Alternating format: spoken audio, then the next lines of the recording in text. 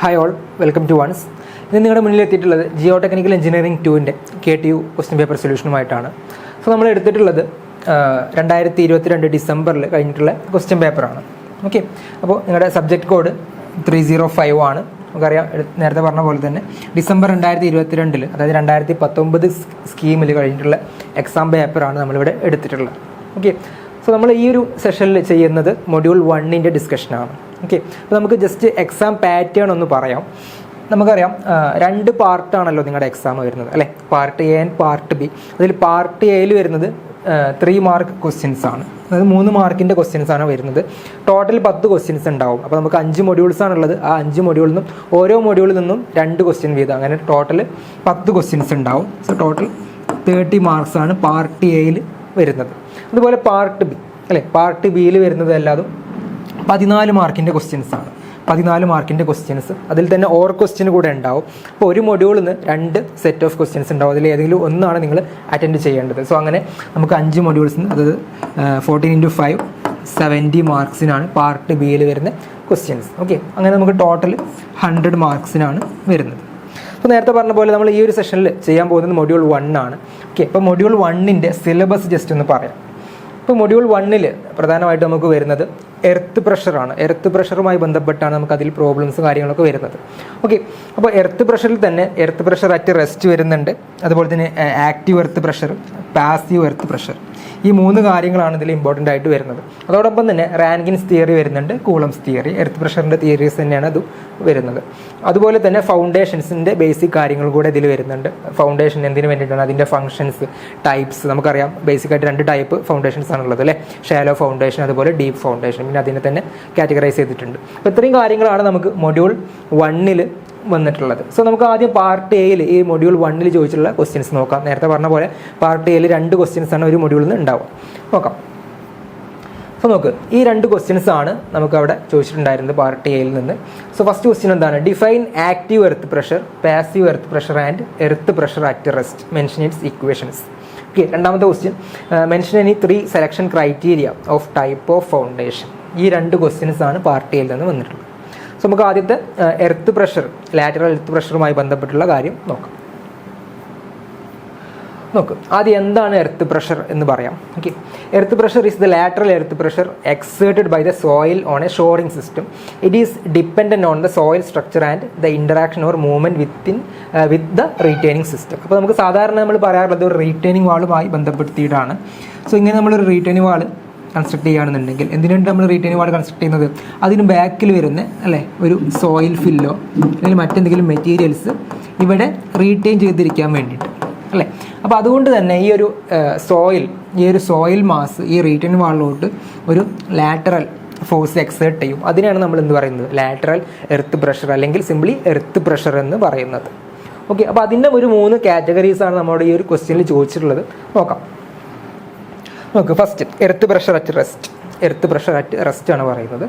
When the wall is at rest and the material is in its natural state, then the pressure applied by the material is known as earth pressure at rest എന്ന് പറഞ്ഞു കഴിഞ്ഞാൽ, നമുക്ക് retain വാൾ ഉണ്ട്, അതിന് മൂവ്മെൻറ്റോ കാര്യങ്ങളോ ഒന്നും വരുന്നില്ല, just അതിൻ്റെ ബാക്കിൽ വരുന്ന സോയിൽ പാർട്ടിക്കിൾസും അതുപോലെ തന്നെ നിൽക്കുകയാണ്. അപ്പോൾ ഈ ഒരു സാഹചര്യത്തിൽ വരുന്നിട്ടുള്ള ഈ ഒരു എർത്ത് പ്രഷറിനെയാണ് നമ്മൾ എന്ത് പറയുന്നത്, അത് എർത്ത് പ്രഷർ അറ്റ് റെസ്റ്റ് എന്ന് പറയുന്നത്. അത് നമ്മൾ ഡിനോട്ട് ചെയ്യുന്നത് P0 എന്ന് പറഞ്ഞ ലെറ്റർ വെച്ചിട്ടാണ്, എർത്ത് പ്രഷർ അറ്റ് റെസ്റ്റ്. അപ്പോൾ റെസ്റ്റ് എന്ന് പറയുന്ന സമയത്ത് ഒരു മൂവ്മെൻ്റ് ഉള്ള ഒരു കേസ് കൂടെ ഉണ്ടാവും. അപ്പോൾ ആ മൂവ്മെൻറ്റ് 2 രീതിയിൽ വരാം. ഒന്നെങ്കിൽ ഈ ഒരു soil fill towards the retain wall വരാം, അല്ല എന്നുണ്ടെങ്കിൽ soil fill away from the retain wall, ആ ഒരു രീതിയിലും വരാം. അതാണ് നമുക്ക് ഇനി അടുത്തത് പറയാനുള്ളത്. ഓക്കെ, നോക്ക്. So active earth pressure. Active earth pressure എന്ന് പറഞ്ഞു കഴിഞ്ഞാൽ എന്താണ്, ഇവിടെ തന്നെ അതിൻ്റെ ഫിഗർ കൊടുത്തിട്ടുണ്ട് അല്ലേ. എന്താ കൊടുത്തിട്ടുള്ളത്, ഒരു റീറ്റെയിനിങ് വാൾ ഉണ്ട്. ഇതാണ് റീറ്റെയിനിങ് വാൾ. ഇവിടെ ഈ ഒരു ഗ്രേ കളറിൽ കാണിച്ചിട്ടുള്ളതാണ് റീറ്റെയിനിങ് വാൾ. അതിൻ്റെ ബാക്കിൽ ഒരു ബാക്ക് ഫില്ല് വരുന്നുണ്ട്. ബാക്ക് ഫില്ല് അത് സോയിലായിരിക്കും അധികം കേസിലും വരുന്നത്. അപ്പോൾ ആ ഒരു ബാക്ക് ഫില്ലിൽ നിന്ന് ഈ റീറ്റെയിനിങ് വാളിൻ്റെ movement away from back fill ആണെന്നുണ്ടെങ്കിൽ ആ ഒരു സാഹചര്യത്തിലാണ് എന്ത് പറയുന്നത്, ആക്റ്റീവ് എർത്ത് പ്രഷർ എന്ന് പറയുന്നത്. നിങ്ങൾ ഈ ഒരു രീതിയിൽ ആലോചിച്ച് വെച്ചാൽ മതി. ആക്റ്റീവ് എന്ന് പറയുന്ന സമയത്ത് അല്ലേ, ഈ ഒരു ക്യാപിറ്റൽ A എന്നുള്ളതും away from back fill active എന്നുള്ള രീതിയിൽ അത് ഓർത്ത് വെക്കുക. ഓക്കെ, അപ്പോൾ അതിലെന്താ പറഞ്ഞിട്ടുള്ളത്, when the wall moves away from the back fill there is a decrease in the pressure on the wall and this decrease continues until a minimum value has reached after which there is no reduction in the pressure and the value will become constant. This kind of pressure is known as active earth pressure. Okay, അപ്പോൾ എന്തായാലും പറഞ്ഞിട്ടുള്ളത് ഈ ഒരു റീറ്റേണിംഗ് വാൾ ഈ back ഫില്ലിൽ നിന്ന് കുറച്ച് movement വരുന്നുണ്ട്. അപ്പോൾ അത് കാരണം അവിടെ ആ ലാറ്ററൽ എർത്ത് പ്രഷർ കുറയുന്നുണ്ട്. ആ കുറഞ്ഞ് ഒരു നിശ്ചിത വാല്യൂ എത്തുന്ന സമയത്ത് പിന്നീട് അത് ഒരു മിനിമം വാല്യൂയിലേക്ക് അത് അറ്റൈൻ ചെയ്യും. പിന്നീട് അത് കോൺസ്റ്റൻ്റ് ആയിട്ട് തന്നെ നിൽക്കും. അപ്പോൾ അതാണ് എന്ത് ആക്റ്റീവ് എർത്ത് പ്രഷർ. അപ്പോൾ ആക്റ്റീവ് എർത്ത് പ്രഷർ നമ്മൾ ഡിനോട്ട് ചെയ്യുന്നത് PA എന്ന് പറഞ്ഞ ലെറ്റർ വെച്ചിട്ടാണ്. അതിൽ തന്നെ ആക്റ്റീവ് എർത്ത് പ്രഷർ കോഎഫിഷ്യൻറ്റും കൂടെ വരുന്നുണ്ട്. ആക്റ്റീവ് എർത്ത് പ്രഷർ കോഎഫിഷ്യൻ്റ് ആണ് KA. ഓക്കെ, അപ്പോൾ ഇത്രയും കാര്യങ്ങളാണ് ഇതിൽ പറയാനുള്ളത്. ഇനി അടുത്ത് പറയാനുള്ളത് പാസീവ് എർത്ത് പ്രഷറാണ്. പാസീവ് എർത്ത് പ്രഷർ നോക്കാം. എന്താണ് passive earth pressure? When the wall moves towards the back fill. നേരത്തെ കേസിൽ നമ്മൾ എവേ ഫ്രം ദ ബാക്ക് ഫില്ലാണ് പറഞ്ഞിട്ടുള്ളത് അല്ലേ. Returning wall is moving away from the back ഫില്ലായിരുന്നു ആക്റ്റീവ് എർത്ത് പ്രഷർ. ഇവിടെ പാസീവ് എർത്ത് പ്രഷറിൽ എന്താ പറഞ്ഞിട്ടുള്ളത്, when the wall moves towards the back fill there is an increase in the pressure on the wall അല്ലേ. സ്വാഭാവികമായിട്ടും ഈ ഒരു returning വാൾ ഇങ്ങോട്ടേക്കാണ് movement വരുന്നുണ്ടെന്നുണ്ടെങ്കിൽ എന്തായാലും ഇതിൻ്റെ ഒരു പ്രഷർ ഇൻക്രീസ് ചെയ്യും അല്ലേ. അതാണ് അവിടെ പറഞ്ഞിട്ടുള്ളത്, increase in the pressure on the wall and this increase continues until a maximum value has reached after which there is no increase in the pressure and the value will become constant. This kind of pressure is known as passive earth pressure. Okay, അപ്പോൾ ആ രണ്ട് രീതിയിലും ഓർത്ത് വയ്ക്കുക. അതുപോലെ തന്നെ ഇവിടെ നമ്മൾ ഡിനോട്ട് ചെയ്യുന്നത് P എന്ന് പറഞ്ഞ ലെറ്റർ വെച്ചിട്ടാണ്. അതുപോലെ തന്നെ അതിൻ്റെ coefficient of passive earth pressure നമ്മൾ പറയാറുള്ളത് KP എന്ന് പറഞ്ഞ ലെറ്റർ വെച്ചിട്ടാണ്. ഓക്കെ, അപ്പോൾ നമ്മൾ 3 എർത്ത് പ്രഷേഴ്സും പറഞ്ഞിട്ടുണ്ട്. അറ്റ് റെസ്റ്റ് പറഞ്ഞു, അതുപോലെ തന്നെ ആക്റ്റീവ് എർത്ത് പ്രഷറും പറഞ്ഞു, പാസീവ് എർത്ത് പ്രഷറും പറഞ്ഞിട്ടുണ്ട്. ഓക്കെ, ഇനി അതിൻ്റെ നമ്മുടെ ക്വസ്റ്റ്യനിൽ എന്താ പറഞ്ഞിട്ടുള്ളത്, അതിൻ്റെ ഇക്വേഷൻസ് കൂടെ ചോദിച്ചിട്ടുണ്ട് അല്ലേ. ഇക്വേഷൻസ് അതാണ് ഇവിടെ കൊടുത്തിട്ടുള്ളത്. നോക്കുക, എർത്ത് പ്രഷർ അറ്റ് റെസ്റ്റ് നമ്മൾ നേരത്തെ പറഞ്ഞു P0 എന്ന് പറഞ്ഞ ലെറ്റർ വെച്ചിട്ടാണ് ഡിനോട്ട് ചെയ്യുന്നത്, അല്ലെങ്കിൽ PO എന്താണ്, ½ × K0 × ഗാമ H². അപ്പോൾ H കൊണ്ട് ഉദ്ദേശിക്കുന്നത് ആ ഒരു ഹൈറ്റ് ഓഫ് ഫില്ലാണ്. ബാക്ക് ഫില്ല് എത്ര ഹൈറ്റാണ് വരുന്നത് വെച്ചാൽ അതാണ്. ഗാമ എന്ന് പറഞ്ഞു കഴിഞ്ഞാൽ ബാക്ക് ഫില്ലിൻ്റെ യൂണിറ്റ് വെയിറ്റ്. അപ്പോൾ അത് സോയിലായിരിക്കും അധികം, മിക്കവാറും കേസ് സോയിൽ തന്നെയാണ് ഉണ്ടാവുക. സോ യൂണിറ്റ് വെയിറ്റ് ഓഫ് സോയിലാണ് എന്ത്, gamma. Okay, so ½ K0 × gamma H². അതിൽ തന്നെ ഈ K0 ഈ ഒരു കോയിഫിഷ്യൻറ്റിൻ്റെ വാല്യൂ കാണാൻ വേണ്ടിയിട്ട് എന്താണ്, ഇറ്റ് ഈസ് 1 - sin φ ആണ് വരുന്നത്. അടുത്ത് നോക്ക്, ആക്റ്റീവ് എർത്ത് പ്രഷറിൻ്റെ ഇക്വേഷൻ എന്താണ്, PA = KA × gamma H. KA × gamma H ആണ് വരുന്നത്. അതിൽ തന്നെ കെയുടെ വാല്യൂ എന്താണ്, 1 - sin φ / 1 + sin φ ആണ്. അടുത്തത് പാസീവ് എർത്ത് പ്രഷർ എന്താ, KP × ഗാമ H. അതിൽ KPയുടെ വാല്യൂ 1 + sin φ / 1 - sin φ. അല്ല എന്നുണ്ടെങ്കിൽ നമുക്ക് എന്ത് എഴുതാം, 1/KA എന്നും എഴുതാനായിട്ട് പറ്റും. ഓക്കെ, അപ്പോൾ ഈ ഒരു ഇക്വേഷൻ വളരെ ഇമ്പോർട്ടൻ്റ് ആയിട്ടുള്ള ഒരു ഇക്വേഷനാണ്. എല്ലാ അധിക ക്വസ്റ്റ്യൻസിലും നമുക്കത് ഉപയോഗിക്കേണ്ട ഒരു ഇക്വേഷനാണ് KA, അതായത് ആക്റ്റീവ് എർത്ത് പ്രഷർ കോയിഫിഷ്യൻ്റെ ഈ ഒരു ഇക്വേഷൻ. ഓക്കെ, അപ്പോൾ ഇത്രയും കാര്യങ്ങളാണ് നമുക്ക് ഈ ഒരു ഒന്നാമത്തെ ക്വസ്റ്റ്യനിൽ പറയാനുള്ളത്. നമുക്ക് അടുത്ത ക്വസ്റ്റ്യൻ നോക്കാം. അടുത്ത ക്വസ്റ്റ്യൻ എന്തായിരുന്നു, ഫൗണ്ടേഷനുമായി ബന്ധപ്പെട്ടുള്ള ക്വസ്റ്റ്യൻ ആയിരുന്നു അല്ലേ. Mention any 3 selection criteria of type of foundation. നമുക്കറിയാം പല ടൈപ്പ് ഫൗണ്ടേഷൻസ് ഉണ്ട്. ഏതൊക്കെ ടൈപ്പാണ് പ്രധാനമായിട്ടും വരുന്നത്, നമുക്ക് ഷാലോ ഫൗണ്ടേഷൻ വരുന്നുണ്ട് അല്ലേ, അതുപോലെ തന്നെ ഡീപ്പ് ഫൗണ്ടേഷനും വരുന്നുണ്ട്, ഷാലോ ആൻഡ് ഡീപ്പ് ഫൗണ്ടേഷൻ. അപ്പോൾ അതിൽ തന്നെ പല ടൈപ്സുകൾ വരുന്നുണ്ട്, നമുക്ക് വഴിയെ പറയാം. അപ്പോൾ അതിൽ ഏതൊക്കെയാണ് എങ്ങനെയൊക്കെയാണ് നമ്മൾ ചൂസ് ചെയ്യേണ്ടത് എന്നുള്ള കാര്യമാണ് ഈ ഒരു ക്വസ്റ്റ്യനിൽ ചോദിച്ചിട്ടുള്ളത്. എന്തെല്ലാം മാനദണ്ഡങ്ങൾ അല്ലേ, ക്രൈറ്റീരിയ എന്ന് പറഞ്ഞു കഴിഞ്ഞാൽ മാനദണ്ഡങ്ങൾ, എന്തെല്ലാം മാനദണ്ഡങ്ങൾ വെച്ചിട്ടാണ് നമ്മൾ ആ ഒരു ഫൗണ്ടേഷന് സെലക്ട് ചെയ്യുന്നത് എന്നുള്ളതാണ്. നമുക്ക് നോക്കാം എന്തെല്ലാം ഫാക്ടേഴ്സാണ് അതിൽ വരുന്നത് എന്നുള്ളത്. നോക്ക്, ഇത്രയും ഫാക്ടേഴ്സ് ഉണ്ട്. നമ്മളോട് ക്വസ്റ്റ്യനിൽ ചോദിച്ചിട്ടുള്ള ഒരു 3 ഫാക്ടേഴ്സാണ് ചോദിച്ചിട്ടുള്ളൂ. അതിൽ കൂടുതൽ ഇവിടെ കൊടുത്തിട്ടുണ്ട്. നോക്ക്, എന്തൊക്കെയാണ്. ഒന്ന്, ലോഡ്സ് ഓഫ് സ്ട്രക്ചർ അല്ലേ. നമുക്കറിയാം ഫൗണ്ടേഷൻ എന്ന് പറഞ്ഞു കഴിഞ്ഞാൽ എന്താണ്, ഒരു ഫൗണ്ടേഷൻ എന്ന് പറഞ്ഞു കഴിഞ്ഞാൽ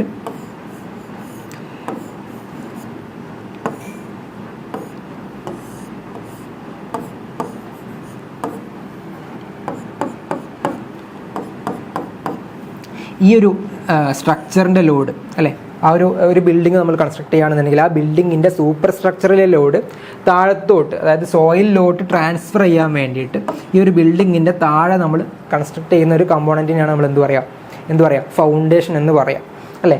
അപ്പോൾ അതുകൊണ്ട് തന്നെ ഫസ്റ്റ് ഫാക്ടർ എന്ത് തന്നെയാണ്, ലോഡ്സ് ഓഫ് സ്ട്രക്ചറാണ്. സ്ട്രക്ചറിൽ വരുന്ന ലോഡുകൾ, അപ്പോൾ അത് എത്രത്തോളം ഉണ്ട് നോക്കിയിട്ട് അതിനനുസരിച്ചാണ് നമ്മൾ ഫൗണ്ടേഷൻസ് സെലക്ട് ചെയ്യുക. അടുത്ത് നോക്ക്, സോയിൽ ബിയറിംഗ് കപ്പാസിറ്റി. ആ ഒരു സോയിലിന് എത്രത്തോളം പ്രഷർ താങ്ങാൻ പറ്റും എന്നുള്ള ഒരു വാല്യൂ ആണ്, അല്ലെങ്കിൽ ആ ഒരു ടേമിനാണ് നമ്മൾ എന്ത് പറയുക, സോയിൽ ബിയറിംഗ് കപ്പാസിറ്റി എന്ന് പറയുക. അതുപോലെ തന്നെ സോയിലിൻ്റെ ടൈപ്പ്, പല ടൈപ്പ് സോയിലിനും പല രീതിയിലാണ് നമ്മൾ ഫൗണ്ടേഷൻസ് ഡിസൈൻ ചെയ്യുക. പ്രത്യേകിച്ച് ക്ലേ സോയിൽ, അതുപോലെ ബ്ലാക്ക് കോട്ടൺ സോയിലൊക്കെ അത് ഒരു സ്പെഷ്യൽ കേസസ് വരുന്നുണ്ട്. ഓക്കെ, അതുപോലെ തന്നെ ease of construction, water table level, adjoining structure or water bodies or slopes. പിന്നെ വരുന്നതാണ് natural disaster and extreme weather, economic design. ഇത്രയും ഫാക്ടേഴ്സുകളാണ് നമുക്കതിൽ ഉള്ളത്. ഇതിലത്തെ 1-2 ഫാക്ടേഴ്സ് നമുക്കൊന്ന് ഡീറ്റെയിൽസ്ലി നോക്കാം. First, loads of structure. Okay, in case of low rise building shallow foundation is preferred. അപ്പോൾ ലോ റൈസ് ബിൽഡിംഗ് അല്ലെങ്കിൽ അധികം നിലകളില്ലാത്ത, അധികം സ്റ്റോറീസ് ഇല്ലാത്ത ബിൽഡിങ്സിന് നമുക്ക് എന്ത് ചെയ്യാം, ഷാലോ ഫൗണ്ടേഷൻസ് ആണ് നമ്മൾ പ്രൊവൈഡ് ചെയ്യുക. അല്ലെങ്കിൽ നമ്മൾ സാധാരണ നമ്മുടെ നാടുകളിലൊക്കെ നമ്മൾ വീടുകൾ കൺസ്ട്രക്ട് ചെയ്യുന്ന സമയത്ത് അവിടെയൊക്കെ നമ്മൾ പ്രൊവൈഡ് ചെയ്യുന്നത് എന്ത് തന്നെയാണ്, അത് ഷാലോ ഫൗണ്ടേഷനാണ്. അതേ സമയത്ത് ബിൽഡിങ്സ് കൺസ്ട്രക്ട് ചെയ്യുകയാണെന്നുണ്ടെങ്കിൽ, ഹൈ റൈസ് ബിൽഡിങ്സ് ഒക്കെ കൺസ്ട്രക്ട് ചെയ്യുകയാണെന്നുണ്ടെങ്കിൽ നമുക്ക് ഒരിക്കലും ഷാലോ ഫൗണ്ടേഷൻസ് കൊടുക്കാനായിട്ട് പറ്റില്ല. അവിടെ എന്തായാലും ഡീപ്പ് ഫൗണ്ടേഷൻസ് ആയിട്ടുള്ള പൈൽ ഫൗണ്ടേഷൻസോ അല്ലെങ്കിൽ പിയർ ഫൗണ്ടേഷൻസോ കൊടുക്കേണ്ടതുണ്ട്. Okay, for high rise building deep foundation is required. Deep foundation is provided because ground at greater depth are highly compacted. Okay, selection of materials such as brick, stone, steel and concrete for construction affect the selection of foundation. അപ്പോൾ നമ്മളൊരു building construct ചെയ്യാൻ വേണ്ടിയിട്ട് എന്ത് type മെറ്റീരിയലാണ് use ചെയ്യുന്നത് എന്നുള്ളതും ഇതിനെ affect ചെയ്യുന്നുണ്ട്. കാരണം ഓരോ ടൈപ്പ് മെറ്റീരിയലിനും ഓരോ ലോഡ്സുകളാണ് വരിക. അപ്പോൾ അതിനനുസരിച്ച് നമ്മളൊരു എൻറ്റയർ ആസ്പെക്റ്റിൽ നോക്കുന്ന സമയത്ത് താഴെ വരുന്ന ഫൗണ്ടേഷനിലും ആ ഒരു ലോഡ് അഫക്റ്റ് ചെയ്യും. അതിനനുസരിച്ച് നമ്മൾ ഈ ഒരു ഫൗണ്ടേഷൻസ് സെലക്ട് ചെയ്യേണ്ടതുണ്ട്. ഓക്കെ, അടുത്ത ഫാക്ടർ നോക്കാം. അടുത്ത ഫാക്ടർ സോയിൽ ബിയറിംഗ് കപ്പാസിറ്റി ആണ്. Soil bearing capacity. അപ്പോൾ എന്താണ് soil bearing capacity? The bearing capacity is the ability of soil to safely support structural loads without suffering shear failure and intolerable settlement. അപ്പോൾ ഒരു സോയിലിന് താങ്ങാൻ പറ്റുന്ന മാക്സിമം കപ്പാസിറ്റി അല്ലെങ്കിൽ bearing capacity ability of soil to safely support structural load. Maximum structural load എത്രത്തോളം താങ്ങാൻ പറ്റും, അതിൻ്റെ 2 കാര്യങ്ങൾ കൂടെ പറയുന്നുണ്ട്. വിത്തൗട്ട് സഫറിങ് ഷിയർ ഫെയിലിയർ, അതോടൊപ്പം തന്നെ സെറ്റിൽമെൻറ്റ് കൂടെ ഉണ്ടാകാൻ പാടില്ല. എന്താണ് സെറ്റിൽമെൻറ്റ് എന്ന് പറഞ്ഞു കഴിഞ്ഞാൽ, ആ ഒരു ഫൗണ്ടേഷന് താഴ്ന്നു പോകുന്ന ആ ഒരു പ്രോസസ്സിനാണ് എന്ത് പറയാം, സെറ്റിൽമെൻറ്റ് എന്ന് പറയാം. ഓക്കെ, അപ്പോൾ അതൊരു ഫെയിലിയർ ആയിട്ടാണ് കൺസിഡർ ചെയ്യുന്നത്. അടുത്തത്, an allowable bearing pressure of at least 100 kN per meter square or higher is effective for shallow foundations up to 4 stories. അപ്പോൾ 4 stories വരെയുള്ള ബിൽഡിങ്സ് നമ്മൾ കൺസ്ട്രക്ട് ചെയ്യുമ്പോൾ ഷാലോ ഫൗണ്ടേഷൻസ് കൊടുക്കുകയാണെന്നുണ്ടെങ്കിൽ അവിടെ എത്രയാണ് പറയുന്നത്, minimum value at least 100 kN per meter square എങ്കിലും വേണം എന്നുള്ളതാണ് പറഞ്ഞിട്ടുള്ളത്. So however, higher structures can consider a raft foundation provided that the modulus of subgrade reaction shall not be exceeded when calculated. Okay, അപ്പോൾ higher structures വരുന്ന സമയത്ത് raft foundations ആണ് അവിടെ provide ചെയ്യുന്നത്. ഇത്രയും കാര്യങ്ങളാണ് ഇതിൻ്റെ കീഴിൽ വരുന്നത്. പിന്നെ നമ്മൾ പറഞ്ഞൊരു ഫാക്ടറായിരുന്നു സോയിൽ ടൈപ്പ്. ഓക്കെ, എന്തൊക്കെയാണ് സോയിൽ ടൈപ്പിൽ പറഞ്ഞിട്ടുള്ളത്? Soil type, there are different types of soil like sandy soil, loose soil, clay soil and expansive soil. പല ടൈപ്പ് സോയിലുകളുണ്ട്. അല്ല, നമ്മൾ ജിയോ ടെക്നിക്കൽ 1 അത് ഓൾറെഡി പഠിച്ചിട്ടുണ്ടാവും. ഓക്കെ, അപ്പോൾ അതിൽ ക്ലേ സോയിലിൻ്റെ പ്രത്യേകത എന്താണ്? Clay soil has great capacity four water retention. That is why great expansion and shrinkage are expected in this type of soil. അപ്പോൾ നമുക്കറിയാം അറ്റർബർഗ് ലിമിറ്റിൻ്റെ ടെസ്റ്റ് കാര്യങ്ങളൊക്കെ നമ്മൾ ക്ലേ സോയിൽ ചെയ്തിട്ടുണ്ടാവും. അപ്പോൾ തന്നെ നമുക്ക് കിട്ടിയിട്ടുണ്ടാവും ക്ലേ സോയിലിൻ്റെ ഒരു പ്രത്യേകത അല്ലേ, എന്താണ്, വാട്ടർ റീറ്റെയിൻ ചെയ്യാനുള്ള ഒരു കഴിവാണ്. അപ്പോൾ അതുകൊണ്ട് തന്നെ ആ വാട്ടർ റീറ്റെയിൻ ചെയ്യുന്ന സമയത്തും വാട്ടർ റിമൂവ് ആകുന്ന സമയത്തും വരുന്ന ആ ഒരു വോളിയം ചേഞ്ച് വളരെ സാരമായിട്ട് തന്നെ എന്ത് ചെയ്യും, ഫൗണ്ടേഷനെ അഫക്റ്റ് ചെയ്യും. Okay, as a result, foundation structure can suffer from great settlement and uplift pressure. That is why clay soil is not desirable. അപ്പോൾ നമുക്ക് കൺസ്ട്രക്ഷന് വേണ്ടിയിട്ട് ഒരിക്കലും ചൂസ് ചെയ്യാൻ പാടില്ലാത്ത അല്ലെങ്കിൽ സ്യൂട്ടബിൾ അല്ലാത്തൊരു ടൈപ്പ് സോയിലാണ് ക്ലേ സോയിൽ. ഓക്കെ, അടുത്തത് raft or mat foundation is the best foundation type to be built on clay soil. അപ്പോൾ ഇൻ കേസ് നമുക്ക് ക്ലേ സോയിൽ ഒരിക്കലും ഒഴിവാക്കാൻ പറ്റില്ല എന്നുണ്ടെങ്കിൽ അത്തരം സാഹചര്യങ്ങളിൽ, ഒഴിച്ചുകൂടാനാവാത്ത സാഹചര്യങ്ങളിൽ നമ്മൾ എന്ത് ടൈപ്പ് ഫൗണ്ടേഷൻ അവിടെ കൊടുക്കുക, അത് റാഫ്റ്റ് അല്ലെങ്കിൽ മാറ്റ് ഫൗണ്ടേഷൻസ് ആണ് കൊടുക്കുന്നത്. ഓക്കെ, അടുത്ത് നോക്കാം ഈസ് ഓഫ് കൺസ്ട്രക്ഷൻ. എന്താ പറഞ്ഞിട്ടുള്ളത്? The choice of foundation should be made keeping in mind the ease with which it can be executed or constructed at the site. അപ്പോൾ ഓരോ സൈറ്റിൽ നമുക്ക് പല ടൈപ്പ് ഫൗണ്ടേഷൻ ഉണ്ടെന്ന് പറഞ്ഞു. അപ്പോൾ അതിൽ ഏതാണോ നമുക്ക് ഓരോ സൈറ്റിലും ആപ്റ്റ് ആയിട്ടുള്ളത് എന്നുള്ളത്, അല്ലെങ്കിൽ അവിടെ ഏത് രീതിയിലൊക്കെ നമുക്ക് കൺസ്ട്രക്ട് ചെയ്യാൻ പറ്റും, എത്ര എളുപ്പത്തിൽ കൺസ്ട്രക്ട് ചെയ്യാൻ പറ്റും എന്നതും കൂടി നമ്മൾ നോക്കേണ്ടതുണ്ട്. Okay, the construction of different types of foundation requires labor of different skill set and different level of skill. Okay, നേരത്തെ പറഞ്ഞ പോയിന്റ് തന്നെയാണ്. അടുത്ത് നമുക്ക് നോക്കാനുള്ളത് വാട്ടർ ടേബിളുമായി ബന്ധപ്പെട്ടുള്ള കാര്യമാണ്. So water table level. if the groundwater table is located below the formation level of the foundation, then a shallow footing like isolated or combined footing should be chosen. Moreover, for higher water table, raft or mat foundation should be proposed. എന്ന് പറഞ്ഞു കഴിഞ്ഞാൽ നമ്മുടെ ഈ ഒരു സൈറ്റിൻ്റെ ഈ ഒരു water level എന്ന് പറഞ്ഞു കഴിഞ്ഞാൽ ടോപ്പിൽ നിന്ന് എത്രത്തോളം ഡെപ്തിലാണ് നമുക്ക് വാട്ടർ ടേബിൾ വരുന്നത്, ആ വാട്ടർ ടേബിൾ മുകളിലേക്കാണ് വരുന്നതെന്നുണ്ടെങ്കിൽ, അല്ലെങ്കിൽ വാട്ടർ ടേബിളിൻ്റെ ഡെപ്ത് കുറവാണെന്നുണ്ടെങ്കിൽ അത്തരം സാഹചര്യങ്ങളിൽ നമ്മൾ എന്താ യൂസ് ചെയ്യുന്നത്, റാഫ്റ്റ് അല്ലെങ്കിൽ മാറ്റ് ഫൗണ്ടേഷൻസ് ആണ് യൂസ് ചെയ്യുന്നത്. അതുപോലെ തന്നെ വാട്ടർ ടേബിൾ അത്യാവശ്യം താഴെയാണ് എന്നുണ്ടെങ്കിൽ നമുക്ക് എന്ത് യൂസ് ചെയ്യാൻ പറ്റും, ഐസൊലേറ്റഡ് അല്ലെങ്കിൽ കമ്പൈൻഡ് ഫൂട്ടിങ്സ് യൂസ് ചെയ്യാനായിട്ട് പറ്റും. ഓക്കെ, അപ്പോൾ നമ്മൾ ഈ ഒരു ക്വസ്റ്റ്യനിൽ ഡിസ്കസ് ചെയ്തിട്ടുണ്ടായിരുന്നത് ഫൗണ്ടേഷൻ്റെ സെലക്ഷൻ ക്രൈറ്റീരിയാസ് ആണ്. ഒന്നുകൂടെ പറയാം ഏതൊക്കെയാണ് നമ്മളിപ്പോൾ ഡിസ്കസ് ചെയ്തിട്ടുണ്ടായിരുന്നത്. യെസ്, ഒന്ന് ലോഡ്സ് ഓഫ് സ്ട്രക്ചർ ഉണ്ട്, അതുപോലെ തന്നെ soil bearing capacity, soil type, is of construction, water table level. പിന്നെ അതിനോടൊപ്പം തന്നെ നമ്മൾ നേരത്തെ പറഞ്ഞു പോയ പോയിന്റ്സ് ആണ് അഡ്ജോയിങ് സ്ട്രക്ചർ അല്ലെങ്കിൽ വാട്ടർ ബോഡീസ്, പിന്നെ നാച്ചുറൽ ഡിസാസ്റ്റർ അല്ലെങ്കിൽ എക്സ്ട്രീം വെതർ കാര്യങ്ങളൊക്കെ വരുന്ന സമയത്ത് അവിടെ പ്രത്യേകത്തിലുള്ള ഒരു അല്ലെങ്കിൽ പ്രത്യേക തരം ഫൗണ്ടേഷൻസിന് കൊടുക്കേണ്ടതുണ്ട്.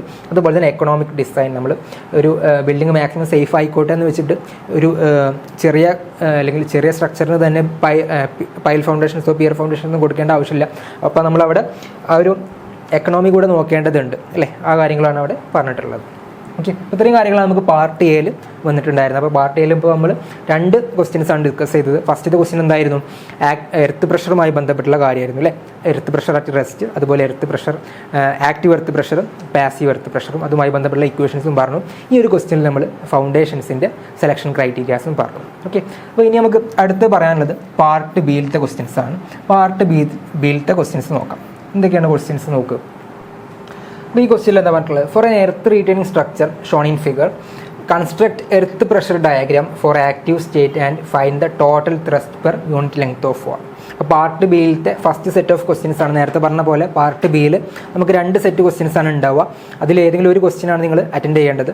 അപ്പോൾ അതിൽ ഫസ്റ്റ് സെറ്റ് ഓഫ് ക്വസ്റ്റ്യൻസിലത്തെ എ പാർട്ടാണ് നമ്മളിവിടെ പറയുന്നത്. സോ അതൊരു പ്രോബ്ലം ആണ്. പ്രോബ്ലത്തിൽ നമുക്ക് വന്നിട്ടുള്ളത് എന്താ ചോദിച്ചിട്ടുള്ളത് നോക്ക്. ആദ്യം എർത്ത് പ്രഷർ ഡയഗ്രാം കൺസ്ട്രക്ട് ചെയ്യാൻ പറഞ്ഞിട്ടുണ്ട്. അതിനുശേഷം എന്താ പറഞ്ഞിട്ടുള്ളത്, find the total thrust per unit length of the wall. ഈ 2 കാര്യങ്ങളാണ് ഈ ക്വസ്റ്റ്യനിൽ പറഞ്ഞിട്ടുള്ളത്. അതുകൊണ്ട് തന്നെ ഇതൊരു 10 മാർക്കിൻ്റെ ക്വസ്റ്റ്യൻസ് ആണ് അല്ല, അത്യാവശ്യം ചെയ്യാനുള്ളൊരു ക്വസ്റ്റ്യൻ ആണ് ഈ ഒരു ക്വസ്റ്റ്യൻ. നമുക്ക് ഫിഗർ തന്നിട്ടുണ്ട്. ഫിഗർ നിങ്ങൾക്ക് നോക്കാം. ഇവിടെ ഒരു റീറ്റെയിനിങ് വാളുണ്ട്. ആ റീറ്റെയിനിങ് വാളിൻ്റെ അടുത്ത് എന്തുണ്ട്, ബാക്ക് ഫില്ലും വരുന്നുണ്ട്. അപ്പോൾ ബാക്ക് ഫില്ലിൽ തന്നെ നമുക്ക് ഇവിടെ വാട്ടർ ടേബിൾ വരുന്നുണ്ട് അല്ലേ, വാട്ടർ ടേബിൾ ഈ ഒരു ലെവലിലേക്ക് വാട്ടർ ടേബിൾ വരുന്നുണ്ട്. നമുക്ക് ടോട്ടൽ ഈ ഒരു ഫില്ലിൻ്റെ ടോട്ടൽ ഹൈറ്റ് എന്ന് പറഞ്ഞു കഴിഞ്ഞാൽ അത് 12 മീറ്ററാണ്, 12 മീറ്ററാണ്. അതിൽ ടോപ്പ് സർഫസിൽ നിന്ന് 2 മീറ്റർ കഴിഞ്ഞതിന് ശേഷമാണ് എന്ത് വന്നിട്ടുള്ളത്, വാട്ടർ ടേബിൾ വന്നിട്ടുള്ളത്. സോ നമുക്ക് ഡ്രൈ ആയിട്ട് ഇവിടെ ഇത്രയും ഏരിയാസ് വരുന്നുണ്ട്, അപ് ടു 2 മീറ്റർ ഡ്രൈ ആണ്. പിന്നെ അതിന് ശേഷമാണ് എന്ത്, വാട്ടർ ടേബിൾ വന്നിട്ടുള്ളത്. സോ നമ്മുടെ ബാക്ക് ഫിൽ എന്ന് പറഞ്ഞു കഴിഞ്ഞാൽ എന്താണ്, സാൻഡ് തന്നെയാണ്. സാൻഡിൻ്റെ പ്രോപ്പർട്ടീസ് തന്നിട്ടുണ്ട്, അതിൻ്റെ സ്പെസിഫിക് ഗ്രാവിറ്റി തന്നിട്ടുണ്ട്, വോയിഡ് റേഷ്യോ തന്നിട്ടുണ്ട്, അതുപോലെ തന്നെ ഷിയറിംഗ് റെസിസ്റ്റൻസ് അല്ലെങ്കിൽ angle of shearing resistance 32 degree എന്ന് പറഞ്ഞ് അതും തന്നിട്ടുണ്ട്. ഓക്കെ, അതോടൊപ്പം തന്നെ ഇവിടെ ഒരു സർചാർജ് കൂടെ വരുന്നുണ്ട്. വാല്യൂ എന്ന് പറഞ്ഞു കഴിഞ്ഞാൽ 16 kN/m². ഇത്രയും കാര്യങ്ങളാണ് നമുക്ക് ഈ ഒരു ക്വസ്റ്റ്യനിൽ തന്നിട്ടുള്ളത്. നമ്മോട് ചോദിച്ചിട്ടുള്ളത് ഈ ഒരു എർത്ത് പ്രഷർ ഡയഗ്രാം കൺസ്ട്രക്ട് ചെയ്യാനും അതോടൊപ്പം തന്നെ total thrust per unit length of the wall. ഈ 2 കാര്യങ്ങളാണ് ചെയ്യാനായിട്ട് പറഞ്ഞിട്ടുള്ളത്. സോ നമുക്കിതൊന്ന് ചെയ്ത് നോക്കാം.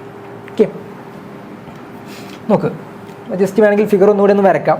റഫായിട്ട് വരയ്ക്കുകയാണെന്നുണ്ടെങ്കിൽ ഈ ഒരു രീതിയിലാണ് നമുക്ക് വന്നിട്ടുള്ളത്. അപ്പോൾ ടോട്ടൽ ഹൈറ്റ് എന്ന് പറഞ്ഞു കഴിഞ്ഞാൽ 12 മീറ്ററാണ്.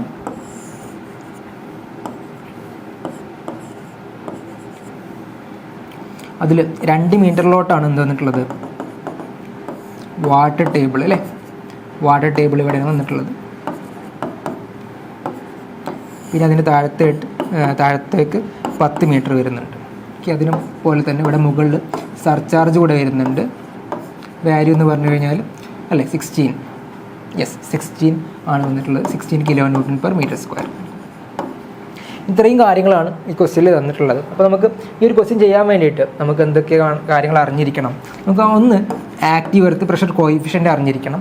അതുപോലെ തന്നെ ഡ്രൈ ഡെൻസിറ്റി, ആ ഒരു സാൻഡിൻ്റെ ഡ്രൈ ഡെൻസിറ്റി അറിയണം. അതുപോലെ തന്നെ സബ്മർജ്ഡ് യൂണിറ്റ് വെയിറ്റ് ആയിട്ടുള്ള ഗാമ ഡാഷ്. ഈ 3 കാര്യങ്ങൾ നമുക്ക് ആദ്യം അറിഞ്ഞിരിക്കണം. ഓക്കെ, അപ്പോൾ നമുക്ക് ആദ്യം കെ എ കാണാം. അപ്പോൾ കെ എയുടെ ഇക്വേഷൻ എന്താണ്? Active earth pressure coefficient. നമ്മൾ കഴിഞ്ഞ ക്വസ്റ്റ്യനിൽ പറഞ്ഞിട്ടുണ്ടായിരുന്നു അല്ലേ, പാർട്ട് എയിൽ നമ്മൾ ആ ക്വസ്റ്റ്യൻ ഡിസ്കസ് ചെയ്തപ്പോൾ പറഞ്ഞിട്ടുണ്ടായിരുന്നു K A equal to 1 - sin phi by 1 + sin phi ആണ്. 1 - sin phi by 1 + sin phi. അപ്പോൾ ഫൈൻ്റെ വാല്യൂ എന്ത് തന്നിട്ടുണ്ട്? നമുക്ക് ക്വസ്റ്റ്യനിൽ ഡയറക്റ്റ് തന്നിട്ടുണ്ട്. എത്രയാണ് അത്? 32 ഡിഗ്രിയാണ്. 32 ഡിഗ്രി. അത് ഡയറക്റ്റ് അപ്ലൈ ചെയ്യാം. ഡയറക്റ്റ് കൊടുക്കുന്ന സമയത്ത് എന്ത് വരും? 1 - sin 32 divided by 1 + sin 32. Okay, ഇപ്പോൾ നിങ്ങൾ ചെയ്ത് നോക്കിയാൽ മതി. ചെയ്യുന്ന സമയത്ത് നമുക്ക് കിട്ടുന്ന വാല്യൂ എന്ന് പറഞ്ഞു കഴിഞ്ഞാൽ 0.307 ആണ്. 0.307. sin 13യുടെ വാല്യൂ നമുക്ക് അറിയാം അല്ലേ, ഡയറക്റ്റ് നമുക്കറിയാം. അത് 1/2 ആണ്. അതേസമയത്ത് sin 32 നമുക്ക് കാണാതെ അറിഞ്ഞുകൊള്ളണമെന്നില്ല. അതുകൊണ്ട് നിങ്ങൾക്ക് കാൽക്കുലേറ്റർ യൂസ് ചെയ്യാവുന്നതാണ്. ഓക്കെ, ഇനി നമുക്ക് അടുത്ത് ഡ്രൈ ഡെൻസിറ്റി കാണാം. ഡ്രൈ ഡെൻസിറ്റി അല്ലേ, ഡ്രൈ ഡെൻസിറ്റിയുടെ ഇക്വേഷൻ എന്താണ്? Dry density equal to G gamma W divided by 1 + E. G gamma W by 1 + E ആണ്. സോ G എന്ന് പറഞ്ഞു കഴിഞ്ഞാൽ നമുക്കറിയാം അതെന്താണ്? Specific gravity of the soil ആണ് അല്ലേ. അല്ലെങ്കിൽ ഓരോ ടേംസ് ഒന്ന് എഴുതാം. G എന്ന് പറഞ്ഞു കഴിഞ്ഞാൽ സോയിലിൻ്റെ സ്പെസിഫിക് ഗ്രാവിറ്റി ആണ്. Specific gravity of soil.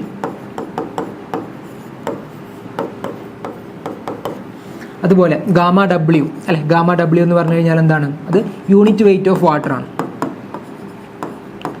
Unit weight of water. അതുപോലെ തന്നെ ഇ എന്ന് പറഞ്ഞു കഴിഞ്ഞാൽ void ratio.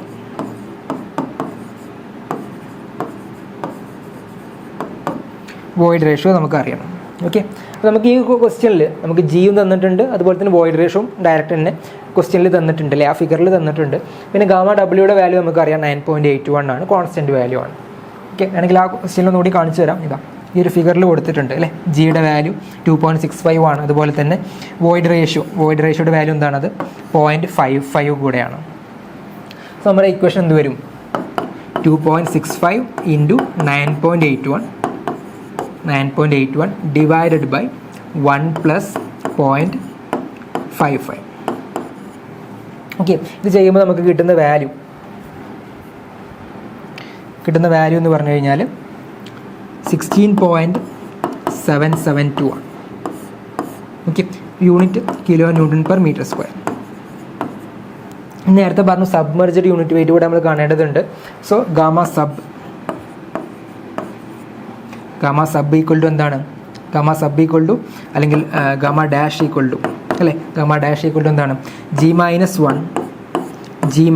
1 into gamma W by 1 + E. So നമുക്ക് ഈ ഒരു ബേസിക് ആയിട്ടുള്ള ഈ രണ്ട് ഇക്വേഷൻസ് അറിഞ്ഞിരിക്കണമെങ്കിൽ മാത്രമേ നമുക്ക് ഈ ഒരു പ്രോബ്ലം ചെയ്യാനായിട്ട് പറ്റുള്ളൂ. Okay, so G - 1 into gamma W by 1 + E ഇക്വേഷനിലേക്ക് കൊടുക്കുന്ന സമയത്ത് എന്ത് വരും? 2.65 - 1 ഇൻറ്റു 9.81 ഡിവൈഡഡ് ബൈ 1 + 0.55. ഓക്കെ, അപ്പോൾ ഇത് ചെയ്യുമ്പോൾ കിട്ടുന്ന വാല്യൂ എന്ന് പറഞ്ഞു കഴിഞ്ഞാൽ ദാറ്റ് ഈസ് 10.44 kN/m² ആണ്. ഓക്കെ, ഈ രണ്ട് വാല്യൂസും നമുക്ക് കിട്ടിയിട്ടുണ്ട്.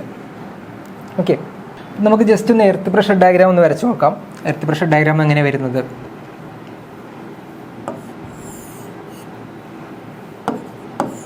ടോട്ടൽ നമുക്കറിയാം 12 മീറ്റർ ആണ്. അതിൽ അപ് ടു 2 മീറ്ററിലാണ് വാട്ടർ ടേബിൾ വന്നിട്ടുള്ളത് അല്ലേ. ബാക്കി 10 മീറ്റർ ആണ് ഉള്ളത്. സോ ഇവിടെ സർചാർജ് കൂടെ വരുന്നുണ്ട്. അതിൻ്റെ വാല്യൂ 16 ആണ്, 16 kN/m². ഓക്കെ, ഇത്രയും കാര്യങ്ങൾ തന്നിട്ടുണ്ട്. അപ്പോൾ നമുക്ക് റഫായിട്ട് വരയ്ക്കുകയാണെന്നുണ്ടെങ്കിൽ എങ്ങനെ വരും എർത്ത് പ്രഷർ ഡയഗ്രാം?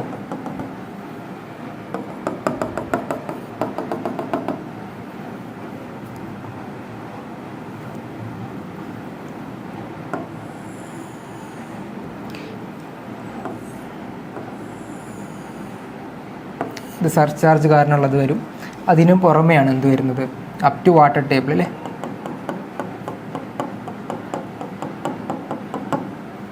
നമുക്ക് വരുന്നത്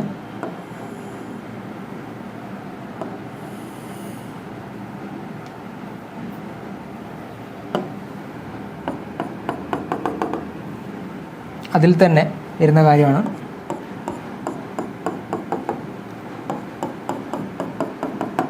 ഇങ്ങനെ ടോട്ടൽ 5 പാർട്ടായിട്ടാണ് നമുക്ക് എർത്ത് പ്രഷർ ഡയഗ്രാം വരുന്നത്.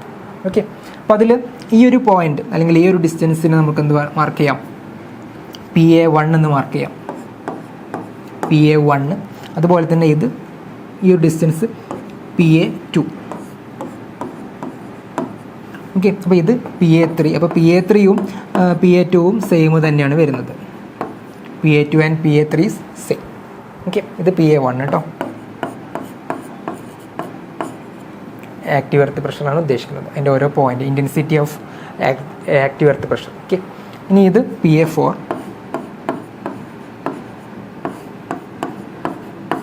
Last PA5. ഓക്കെ, അപ്പോൾ നമ്മൾ ഈ ഓരോ വാല്യൂസ് കണ്ടെത്തി കഴിഞ്ഞിട്ടുണ്ടെങ്കിൽ എന്നിട്ട് അത് പ്ലോട്ട് ചെയ്ത് കഴിഞ്ഞാൽ നമുക്ക് എന്തായി? ആക്റ്റീവ് എർത്ത് പ്രഷർ ഡയഗ്രാം കഴിഞ്ഞിട്ടുണ്ട്. സോ നമുക്ക് ഈ ഒരു വാല്യൂസ് നമ്മൾ എങ്ങനെ കണ്ടെത്തുക എന്നുള്ളത് കൂടെ നമുക്ക് ജസ്റ്റ് നോക്കാം. Okay, first PA1. ഓക്കെ, PA1ൻ്റെ ഇക്വേഷൻ എന്താണ്? PA1 equal to KA into Q. KA into Q. So നമ്മൾ KA അല്ലെങ്കിൽ ആക്റ്റീവ് എർത്ത് പ്രഷർ കോയിഫിഷ്യൻറ്റ് നമ്മൾ നേരത്തെ കണ്ടെത്തിയിട്ടുണ്ടായിരുന്നു അല്ലേ? എത്രയായിരുന്നു അതിൻ്റെ വാല്യൂ? 0.307 ആയിരുന്നു അല്ലേ? 0.307 ആണ് KA. സോ ഇക്വേഷൻ എന്തായിട്ട് മാറി? 0.307 ഇൻറ്റു Q. Q എന്ന് പറഞ്ഞു കഴിഞ്ഞാൽ എന്താണ്? അത് അവിടെ വന്നിട്ടുള്ള ആ സർചാർജിൻ്റെ വാല്യൂ ആണ്. സർചാർജിൻ്റെ വാല്യൂ വന്നിട്ടുള്ളത് 16 ആണ്. 16. സോ ഇത് ചെയ്യുമ്പോൾ നമുക്ക് 4.9 ആണ് വരുന്നത്. 4.9 kN/m. ഓക്കെ, kN/m² കേട്ടോ. പ്രഷറിലാണ് നമ്മൾ പറയുന്നത്, kN/m². ഓക്കെ, അപ്പോൾ PA1 നമുക്ക് കിട്ടി. അപ്പോൾ ഈ ഒരു ഓർഡിനേറ്റിൻ്റെ വാല്യൂ ആണ് ഇപ്പോൾ കിട്ടിയിട്ടുള്ളത്. അത് എത്രയാണ്? That is 4.9. ഓക്കെ, അടുത്തത് PA2. PA2യുടെ ഇക്വേഷൻ എന്താണ്? KA into gamma D into H1. നമുക്കറിയാം നമ്മുടെ ഈ ഒരു സാൻഡ് അല്ലേ, സാൻഡിൻ്റെ ഇത്രയും ഭാഗത്ത് അത് ഡ്രൈ കണ്ടീഷനിലാണ് നിൽക്കുന്നത്. അതിന് താഴത്തോട്ടാണ് എന്ത് വരുന്നത്? വാട്ടർ വരുന്നത്. അപ്പോൾ അതുകൊണ്ട് തന്നെ നമ്മൾ ഇവിടെ എടുക്കുന്ന സമയത്ത് യൂണിറ്റ് വെയിറ്റ് എടുക്കേണ്ടത് അത് ഡ്രൈ യൂണിറ്റ് വെയിറ്റ് ആണ്. Okay, dry unit weight gamma D നമ്മൾ നേരത്തെ കണ്ടെത്തിയിട്ടുണ്ടായിരുന്നു അല്ലേ? വാല്യൂ എത്രയായിരുന്നു ഗാമ ഡിയുടെ വാല്യൂ? അത് 16.772 ആണ്, അല്ലെങ്കിൽ 16.772. ഓക്കെ, ഇക്വേഷൻ എന്തായിട്ട് മാറി? 0.307 ഇൻറ്റു 16.772 ഇൻറ്റു H1. അപ്പോൾ H1 കൊണ്ട് ഉദ്ദേശിക്കുന്നത് എന്താണ് അല്ലേ? ഈ ഒരു ഹൈറ്റ്, ഈ ഹൈറ്റ് നമുക്ക് അറിയാതെ എത്രയാണ്? ഇറ്റ് ഈസ് 2 മീറ്റർ ആണ്. So into 2. അപ്പോൾ ആ വാല്യൂ വരുന്നത് അറൗണ്ട് 10.3 ആണ്. 10.3 kN/m². ഓക്കെ, ഇനി നിങ്ങൾ നോക്ക്, PA3 കാണാനുണ്ട് അല്ലേ? PA3. അപ്പോൾ PA3 നമ്മൾ നേരത്തെ ഫിഗർ വരച്ച സമയത്ത് തന്നെ പറഞ്ഞിട്ടുണ്ടായിരുന്നു അല്ലേ? PA3 is equal to PA2. PA3 is equal to PA2. So that is 10.3 kN/m². Okay, ഇനി അടുത്തത് PA4 ആണ്. ഓക്കെ, PA4 നമുക്ക് അടുത്ത പേജിലേക്ക് വരക്കാം. PA4. So PA4 equal to KA into gamma dash into H2 ആണ്. KA into gamma dash into H2. So gamma dash നമ്മൾ നേരത്തെ കണ്ടെത്തിയിട്ടുണ്ടായിരുന്നല്ലേ? സബ്മർജ്ഡ് യൂണിറ്റ് വെയിറ്റ് അത് എത്രയായിരുന്നു? അത് 10.44 ആണ്. 10.44. അതുപോലെ തന്നെ H2 എന്ന് പറഞ്ഞു കഴിഞ്ഞാൽ എന്താണ്? നേരത്തെ നമ്മൾ പറഞ്ഞത് ഇത് H1 ആണ്. അപ്പോൾ ഇത് H1 ആണെങ്കിൽ പിന്നെ ബാക്കി വരുന്നതാണ് H2. സോ H2യുടെ വാല്യൂ വരുന്നത് 10 മീറ്റർ ആണ്. Okay, 10 metre. സോ ഇക്വേഷൻ എന്തായിട്ട് മാറി? 0.307 ഇൻറ്റു 10.44 ഇൻറ്റു 10 അല്ലേ? ഈ രീതിയിലാണ് അത് വരിക.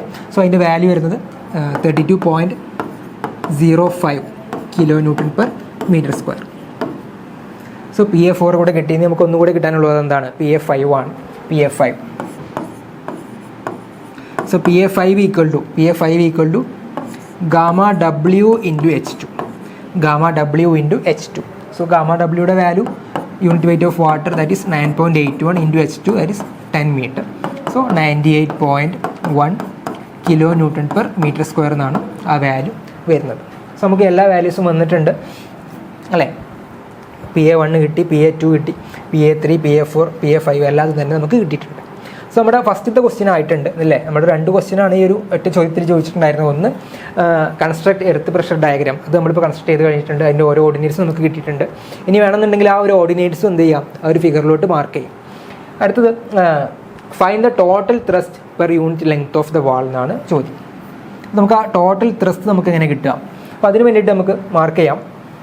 ഈ PA1 വരുന്ന ആ ഒരു കോമ്പോണൻറ്റിന് അല്ലെങ്കിൽ അവിടെ ആക്ട് ചെയ്യുന്ന ത്രസ്റ്റിന് P1 എന്ന് ഡിനോട്ട് ചെയ്യാം.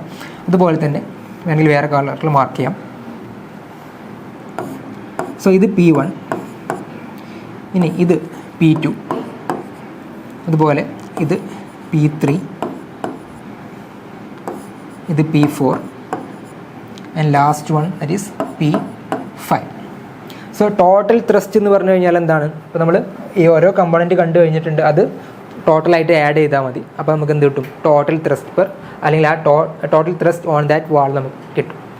സോ അങ്ങനെ കണ്ടെത്താം. നോക്ക്, ഫസ്റ്റ് നമുക്ക് P1 നോക്കാം. ത്രസ്റ്റ് 1. ഓക്കെ, അപ്പോൾ ഫിഗർ നോക്കിക്കഴിഞ്ഞാൽ ആ ഫിഗറിലുള്ള ഏരിയ കണ്ടെത്തിയാൽ മതി അല്ലേ. ഫിഗറിലുള്ള ഏരിയ നമുക്ക് എങ്ങനെ കിട്ടും? നമുക്ക് P1 എങ്ങനെ കിട്ടും? ജസ്റ്റ് ഈ PA1 ഇൻറ്റു ഹൈറ്റ് ചെയ്താൽ മതി അല്ലേ. അപ്പോൾ നമ്മൾ ഹൈറ്റ് എടുക്കുന്ന സമയത്ത് ടോട്ടൽ ഹൈറ്റ് എടുക്കേണ്ടതുണ്ട്. So PA1 into H, PA1 into H. So PA1ൻ്റെ വാല്യൂ നമുക്ക് നേരത്തെ കിട്ടിയത് എത്രയായിരുന്നു? 4.9 ആണ്. So 4.9 into 12. ഓക്കെ, ആൻസർ വരുന്നത് 58.8 kN/m ആണ്. അത്രയും ത്രസ്റ്റാണ് P1 കൊണ്ട് വരുന്നത്. അടുത്തത് P2. സോ P2 നോക്ക്, ഇതൊരു റെക്റ്റാങ്കുലർ ഷേപ്പ് ആയിരുന്നു P1ൻ്റെ കേസിൽ. ഇനി P2യുടെ കേസിൽ അത് എന്താണ്? ഒരു ട്രയാങ്കിൾ ഷേപ്പാണ് അല്ലേ. നോക്ക് P2, ഇതാണ് P2, ഇത്രയും ഏരിയ. അതെന്ത് വരും? ഈ ഒരു ഓർഡിനേറ്റ് അല്ലെ, ഈ ഓർഡിനേറ്റ് നമ്മൾ നേരത്തെ കണ്ടെത്തിയിട്ടുണ്ട്. P2 അല്ലെങ്കിൽ PA2 എത്രയാണ്? 10.3 ആണ്. ഈ ഒരു ഹൈറ്റ് നമുക്കറിയാം, അത് 2 മീറ്റർ ആണ്. സോ അത് വെച്ചിട്ട് നമുക്ക് എന്ത് ചെയ്യാം? അത് വെച്ചിട്ട് നമുക്ക് ഈ ഒരു ട്രയാങ്കിളിൻ്റെ ഏരിയ കണ്ടെത്താനായിട്ട് പറ്റും അല്ലേ. അപ്പോൾ നമുക്ക് എന്ത് എഴുതാം? Half into PA2 into H1 അല്ലേ. H1 that is half into PA2യുടെ വാല്യൂ അത് 10.3 ആയിരുന്നു, ആൻഡ് H1 അത് 2 മീറ്റർ ആണ്. സോ അത് ചെയ്യുമ്പോൾ 10.3 kN/m ആണ് ആൻസർ വരുന്നത്. ഇനി P2 അതുപോലെ തന്നെ PA2 അതുപോലെ PA3 സെയിം ആണ് നമ്മൾ പറഞ്ഞിട്ടുണ്ടായിരുന്നു. ഇനി P3. സോ P3 നോക്കുക, അഗെയിൻ അതൊരു റെക്റ്റാങ്കുലർ ഷേപ്പാണ് അല്ലേ. P3 ഈക്വൽ ടു എന്താണ്? PA3 into H2. So PA3 into H2 ആണ് വരുന്നത്. PA3യുടെ വാല്യൂ PA2ക്ക് ഈക്വൽ ആണ്. സോ ദിസ് 10.3 ഇൻറ്റു എന്ത് വരും? 10 എന്ന് വരും. സോ 103 ആണ് അതിൻ്റെ വാല്യൂ വരുന്നത്. ഓക്കെ, അടുത്തത് P4. P4 അഗെയിൻ എന്താണ്? ഒരു ട്രയാങ്കുലർ ഷേപ്പാണ് അല്ലേ. ഇതാണ് P4, ട്രയാങ്കുലർ ഷേപ്പാണ്. സോ എന്താ വരുന്നത്? Half into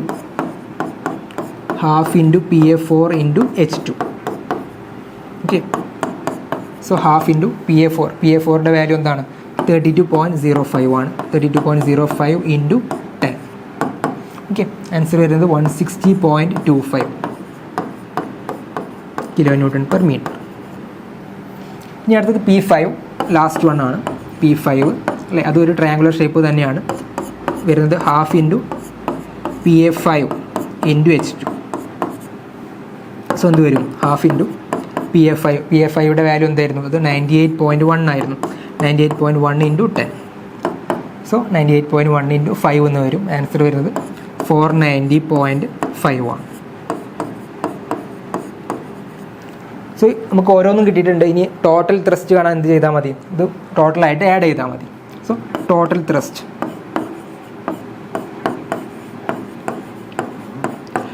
thrust equal to P1 plus P2 plus P3 plus P4 plus P5.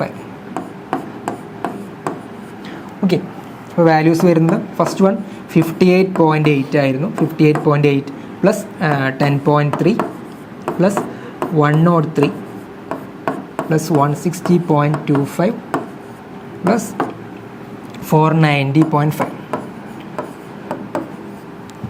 ഇത് മൊത്തം നമുക്ക് ആഡ് ചെയ്യുന്ന സമയത്ത് ടോട്ടൽ ത്രസ്റ്റ് കിട്ടും. ടോട്ടൽ ത്രസ്റ്റിൻ്റെ വാല്യൂ വരുന്നത് 678.85 കിലോ ന്യൂട്ടൺ പെർ മീറ്റർ ആണ്. ഓക്കെ, അപ്പോൾ ഈ ഒരു രീതിയിലാണ് ഈ ക്വസ്റ്റ്യൻ ചെയ്യുക. അപ്പോൾ നമ്മുടെ 2 കാര്യങ്ങൾ ചോദിച്ചു. ആ 2 കാര്യങ്ങൾ ഇപ്പോൾ നമ്മളിവിടെ കണ്ടെത്തിയിട്ടുണ്ട് അല്ലേ. 2 കാര്യങ്ങൾ എന്തൊക്കെയെന്ന് ചോദിച്ചിട്ടുണ്ടായിരുന്നു. ഒന്ന് എർത്ത് പ്രഷർ ഡയഗ്രാം വരയ്ക്കാനും അതുപോലെ തന്നെ ഈ ഒരു total thrust per unit length of wall പറഞ്ഞിട്ടുണ്ട്. അപ്പോൾ എർത്ത് പ്രഷർ ഡയഗ്രാം നമ്മൾ നേരത്തെ വരച്ചിട്ടുണ്ടായിരുന്നു. അപ്പോൾ അതിൽ നിങ്ങൾ എന്ത് ചെയ്യുക, ഈ ഒരു ഓരോ ഓർഡിനേറ്റിൻ്റെ വാല്യൂ കൂടെ ഇതിൽ ആഡ് ചെയ്യുക കേട്ടോ, എങ്കിൽ മാത്രമേ അതിൻ്റെ ഫുൾ മാർക്ക് കിട്ടുള്ളൂ. പിന്നെ നമ്മൾ ടോട്ടൽ ത്രസ്റ്റ് കാണാൻ വേണ്ടിയിട്ട് എന്ത് ചെയ്തു, ഓരോന്നിൻ്റെ ഏരിയ സെപ്പറേറ്റ് ആയിട്ട് കണ്ടിട്ട് അത് മൊത്തം ആഡ് ചെയ്തു. അപ്പോൾ ഇങ്ങനെയാണ് ഈ ഒരു total thrust per unit length of the wall കാണുന്നത്. അപ്പോൾ ഇങ്ങനത്തെ ഒരു ക്വസ്റ്റ്യൻ നിർബന്ധമായിട്ടും എല്ലാ ക്വസ്റ്റ്യൻ പേപ്പറിലും കാണാറുണ്ട്. നിർബന്ധമായിട്ട് ഇത് പഠിച്ചിരിക്കേണ്ട ഒരു ക്വസ്റ്റ്യനാണ്. ഓക്കെ, ഇനി അടുത്ത ക്വസ്റ്റ്യൻ നോക്കാം. ഈ ഒരു പാർട്ട് ബിയിൽ വന്നിട്ടുള്ള അടുത്ത ക്വസ്റ്റ്യൻ എന്താണ്? With a neat sketch of well foundation mark the various components of well foundation. ഇപ്പോൾ ഒരു വെൽ ഫൗണ്ടേഷൻ്റെ ഒരു സ്കെച്ച് വരയ്ക്കാനും അതുപോലെ തന്നെ അതിൻ്റെ വേരിയസ് കമ്പോണൻസ് മാർക്ക് ചെയ്യാനും കൂടിയാണ് പറഞ്ഞിട്ടുള്ളത്. നോക്കാം. അപ്പോൾ ആദ്യം എന്താണ് വെൽ ഫൗണ്ടേഷൻ? നമുക്കറിയാം പല ടൈപ്പ് ഫൗണ്ടേഷൻ ഉണ്ടെന്ന് പറഞ്ഞു അല്ലേ. അതിൽപ്പെട്ട ഫൗണ്ടേഷൻസ് ആണ് എന്ത്? ഒന്ന് ഷാലോ ഫൗണ്ടേഷൻ വരുന്നുണ്ട്, ഡീപ്പ് ഫൗണ്ടേഷൻ വരുന്നുണ്ട്. അപ്പോൾ ആ ഡീപ്പ് ഫൗണ്ടേഷൻ്റെ ഒരു കേസാണ് എന്ത്? Well foundation.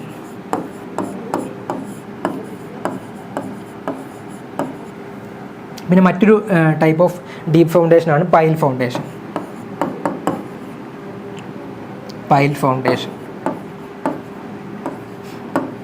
സോ നമുക്ക് ആദ്യം എന്താണ് വെൽ ഫൗണ്ടേഷൻ എന്നുള്ളത് പറയാം.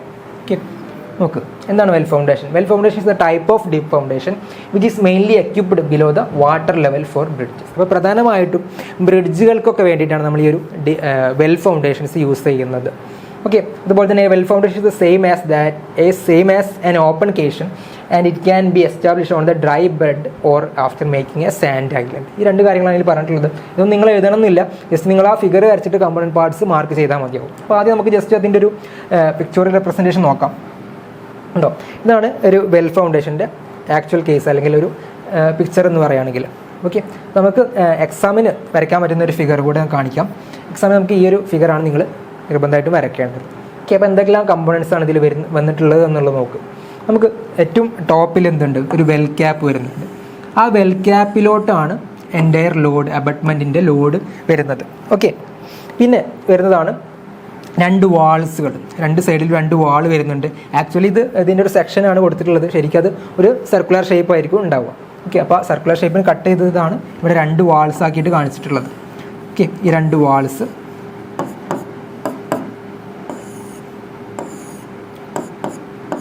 അപ്പോൾ ആ വാൾസിനെ നമ്മൾ പറയുന്നത് സ്റ്റെയിനിങ് വാൾ എന്നാണ്. Staining wall.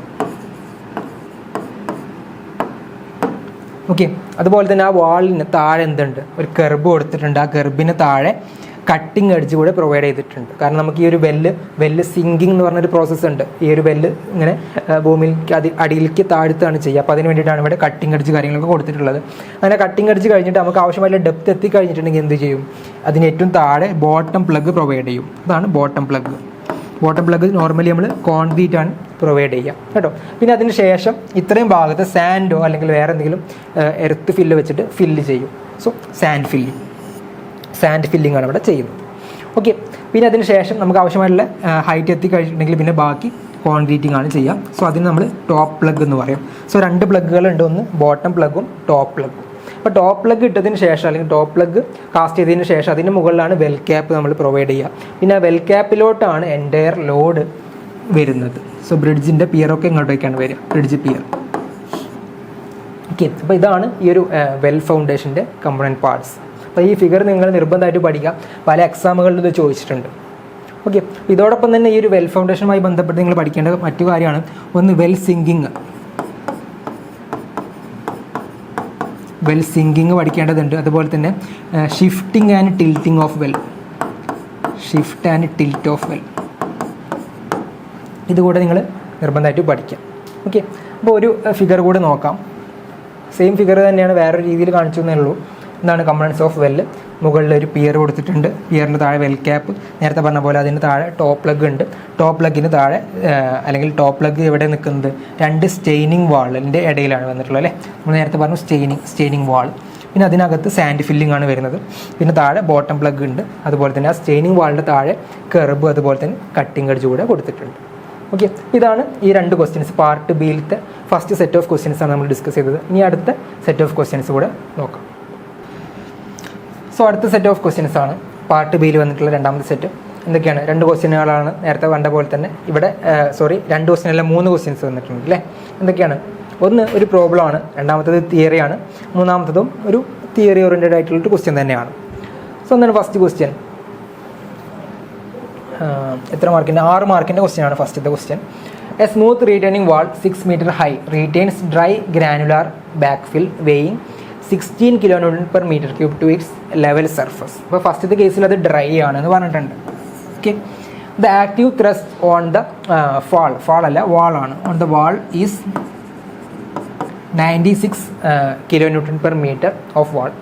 What will be the total active thrust if the water table comes up to backfill surface? Take specific gravity of backfill as 2.65. ഇത്രയും കാര്യങ്ങളാണ് ഈ ഒരു ക്വസ്റ്റ്യനിൽ തന്നിട്ടുള്ളത്. അപ്പോൾ നമ്മൾ നേരത്തെ വരച്ച പോലെ തന്നെ ഒരു എർത്ത് പ്രഷർ ഡയഗ്രാം നമ്മൾ വരയ്ക്കേണ്ടതുണ്ട്. അപ്പോൾ അതിന് മുന്നേ നമുക്ക് ആദ്യം എന്ത് കണ്ടെത്താം? ആക്റ്റീവ് എർത്ത് പ്രഷർ കോഎഫിഷ്യൻറ്റ് കണ്ടെത്താം. ഓക്കെ, അപ്പോൾ അതിന് വേണ്ടിയിട്ടുള്ളൊരു ഹിൻ്റാണ് ഇവിടെ പറഞ്ഞിട്ടുള്ളത്. എന്താണ്? The active thrust on the wall അല്ലേ. Active thrust on the wall എത്രയാണ്? അത് 96 kN/m ആണ്. 96 kN/m. സോ അതിൻ്റെ ഇക്വേഷൻ എന്താണ്? ആക്റ്റീവ് ത്രസ്റ്റിൻ്റെ PA1 അല്ലേ. PA1 = half into KA into gamma D into h². ഇതാണ് equation, gamma D into h².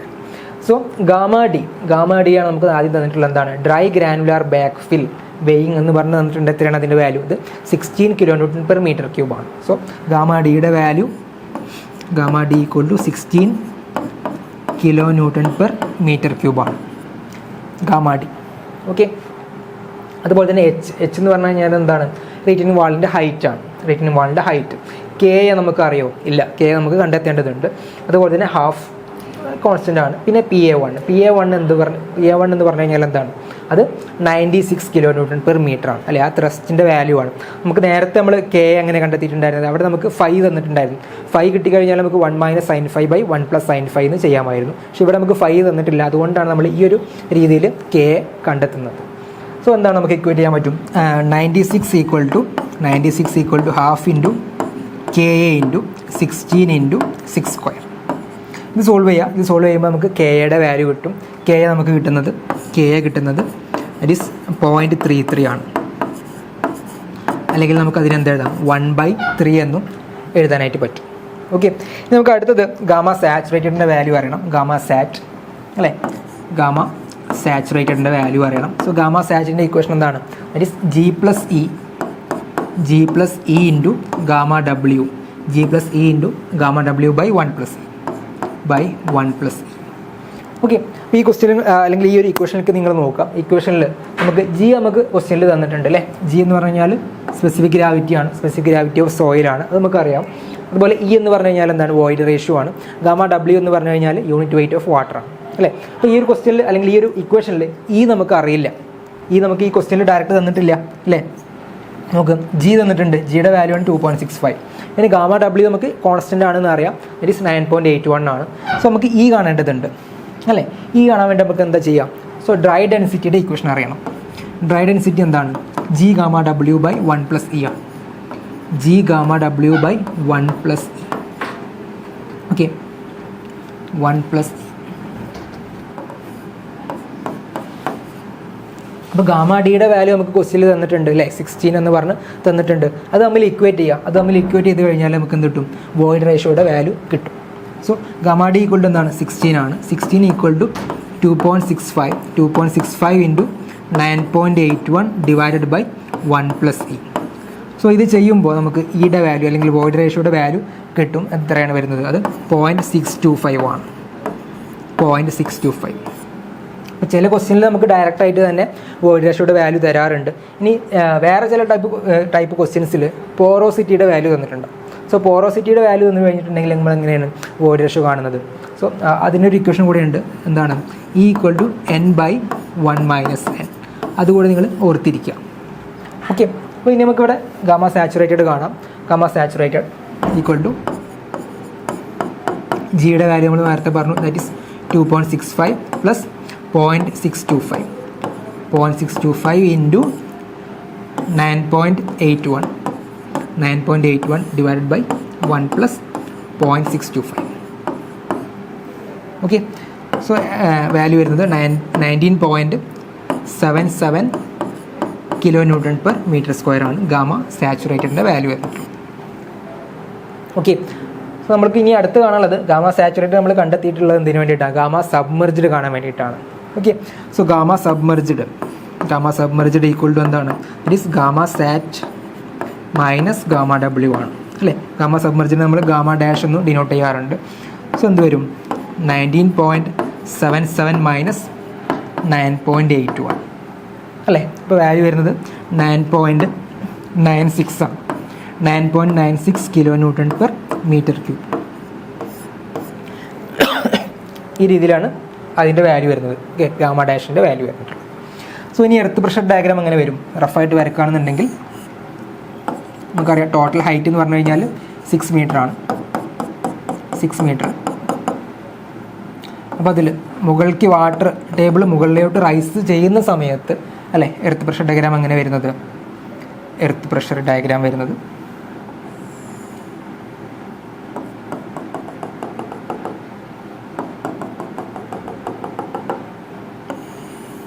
ഈ ഒരു രീതിയിലാണ് എർത്ത് പ്രഷർ ഡയഗ്രാം വരിക. അപ്പോൾ അതിൽ ഇത് PA1 എന്ന് ഡിനോട്ട് ചെയ്യാം, ഇത് PA2. ഈ ഒരു ഓർഡിനേറ്റ് എന്ന് പറഞ്ഞു കഴിഞ്ഞാൽ നമുക്കറിയാം അത് ഹൈറ്റ് ഓഫ് ദ റീറ്റൈനിങ് വാൾ തന്നെയാണ് അല്ലേ. ഹൈറ്റ് ഓഫ് ദ റീറ്റൈനിങ് വാൾ അത് 6 മീറ്റർ ആണ്. ഓക്കെ, അപ്പോൾ ഇനി PA1 കാണേണ്ടതുണ്ട്. സോ PA1 എന്താണ്? PA1 equal to gamma dash into H, KA gamma dash into H. അപ്പോൾ അതിന് വേണ്ടിയിട്ടാണ് നമ്മളിവിടെ ഗാമ ഡാഷ് കണ്ടെത്തിയിട്ടുള്ളത്. ഓക്കെ, അതുപോലെ തന്നെ PA2 എന്താണ്? Simply gamma W into H ആണ്. Gamma W into H. Okay, അപ്പോൾ രണ്ട് വാല്യൂസ് നമുക്ക് നോക്കാം. KA നമ്മൾ നേരത്തെ പറഞ്ഞിട്ടുണ്ടെങ്കിൽ വാല്യൂ അത് 1/3 ആണ് അല്ലേ. 0.33 നമുക്ക് കിട്ടിയിട്ടുണ്ടായിരുന്നു. ഗാമ ഡാഷിൻ്റെ വാല്യൂ 9.96 അല്ലേ. നമ്മൾ gamma saturated minus gamma W എന്ന് പറഞ്ഞത് കണ്ടെത്തിയിട്ടുണ്ടായിരുന്നു. And into 6 height of the back ഫിൽ അല്ലെങ്കിൽ height of the retaining wall വന്നിട്ടുള്ളത് 6 മീറ്റർ ആണ്. സോ ആൻസർ വരുന്നത് 19.92 ആണ്. 19.92 kilo newton per metre. Okay, kilo newton per metre square പ്രഷറാണ് നമ്മൾ പറയുന്നത്. സോ അഗൈൻ ഇവിടെ അതുപോലെ തന്നെ ഗാമ ഡബ്ല്യു 9.81 ഇൻറ്റു 6 എന്ന് വരും. സോ വാല്യൂ വരുന്നത് 58.86 ആണ്. ഓക്കെ, അപ്പോൾ നമ്മളോട് ചോദിച്ചിട്ടുള്ളത് എന്താണ്? ചോദിച്ചിട്ടുള്ളത് ടോട്ടൽ ത്രസ്റ്റ് ആണ് അല്ലേ. Yes, the total active thrust ആണ് ചോദ്യം. സോ എങ്ങനെ കിട്ടും? ജസ്റ്റ് ഇതിൻ്റെ ടോട്ടൽ ഏരിയ കാണേണ്ടതുണ്ട്. നേരത്തെ കഴിഞ്ഞ ക്വസ്റ്റ്യനിൽ കണ്ട പോലെ തന്നെ ഇവിടെയും അത് തന്നെയാണ് കാണേണ്ടത്, ഏരിയ കാണേണ്ടതുണ്ട്. സോ നമുക്ക് എങ്ങനെ കിട്ടും ഏരിയ? ഈ ഒരു ഓർഡിനേറ്റ് കണ്ടെത്തിയാൽ മതി അല്ലേ. ഈ ഒരു ഓർഡിനേറ്റ് കണ്ടെത്തുക, എന്നിട്ട് ഈ ഒരു ട്രയാങ്കിളിൻ്റെ ഏരിയ കണക്കാക്കുക. So total thrust equal to half into height വരുന്നിട്ടുള്ളത് 6 ആണ്. അതുപോലെ ഈ ഒരു ഓർഡിനേറ്റ് വന്നിട്ടുള്ള എന്താണ്? ഇത് 19.92 പ്ലസ് 58.86 ആണ്. സോ ഇത് ചെയ്യുമ്പോൾ നമുക്ക് കിട്ടുന്ന വാല്യൂ 236.34 ആണ് kilo newton per metre. Okay, ഇങ്ങനെയാണ് ഈ ഒരു ക്വസ്റ്റ്യൻ ചെയ്യാൻ പറ്റും. ഓക്കെ, അപ്പോൾ നമ്മൾ ചെയ്ത സ്റ്റെപ്പുകൾ ഒന്നുകൂടി പറയാം. നമുക്ക് ബേസിക്കായിട്ട് അറിയേണ്ട രണ്ട് ഇക്വേഷൻസ് ആണ് ഇത് അല്ലേ. PA1 equal to KA gamma dash into H, അതുപോലെ PA2 equal to gamma W into H. അപ്പോൾ അതിൽ നമുക്ക് ഒരു സ്റ്റെപ്പ് അല്ലെങ്കിൽ കാൽക്കുലേഷൻസ് വരുന്നത് ഈ ഒരു ഗാമ ഡാഷ് കാണുമ്പോഴാണ് അല്ലേ. ഗാമ ഡാഷ് കാണാനാണ് അധികം സ്റ്റെപ്സ് നമുക്ക് വന്നിട്ടുള്ളത് അല്ലേ. ഗാമ ഡാഷ് കാണാൻ വേണ്ടി നമ്മൾ ആദ്യം ഗാമ സാച്ചുറേറ്റഡ് കണ്ടു. അപ്പോൾ ഗാമ സാച്ചുറേറ്റഡ് കാണാൻ വേണ്ടി നമ്മൾ അതിന് മുന്നേ വോയിഡ് റേഷ്യോ കണ്ടെത്തിയിട്ടുണ്ട്. അപ്പോൾ അത് കണ്ടെത്തുന്നത് ഈ ഒരു ബേസിക് ഇക്വേഷൻ എന്നാണ്. ഈ ഇക്വേഷൻ നിങ്ങൾ നിർബന്ധമായിട്ട് പഠിക്കുമെങ്കിൽ മാത്രമേ നമുക്ക് ഈ ഒരു പ്രോബ്ലം ചെയ്യാനായിട്ട് പറ്റുള്ളൂ. ഓക്കെ, നമുക്ക് അടുത്ത ക്വസ്റ്റ്യൻ നോക്കാം. അടുത്ത ക്വസ്റ്റ്യൻ എന്താണ്? Explain raft foundation with neat sketch. At what conditions raft foundations are recommended. Okay. അപ്പോൾ റാഫ്റ്റ് ഫൗണ്ടേഷൻ എന്ന് പറഞ്ഞു കഴിഞ്ഞാൽ എന്താണ്? അതൊരു ടൈപ്പ് ഓഫ് ഷാലോ ഫൗണ്ടേഷനാണ്. നമ്മൾ നേരത്തെ ഷാലോ ഫൗണ്ടേഷനും ഡീപ് ഫൗണ്ടേഷനും പറഞ്ഞു അല്ലേ? ഷാലോ ഫൗണ്ടേഷൻ്റെ കീഴിൽ ഏതൊക്കെയാണ് വരുന്നിട്ടുള്ളത്? ഷാലോ ഫൗണ്ടേഷനിൽ വന്നിട്ടുള്ളതാണ് ഒന്ന് ഐസൊലേറ്റഡ് ഫൂട്ടിങ്സ് വന്നിട്ടുണ്ട്. അതുപോലെ തന്നെ കമ്പൈൻഡ് ഫൂട്ടിങ്,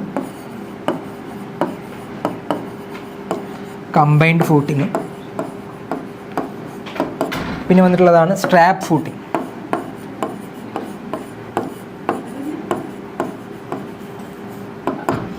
അതുപോലെ അതിൽ വന്നിട്ടുള്ളതാണ് മാറ്റ് അല്ലെങ്കിൽ റാഫ്റ്റ് ഫൗണ്ടേഷൻ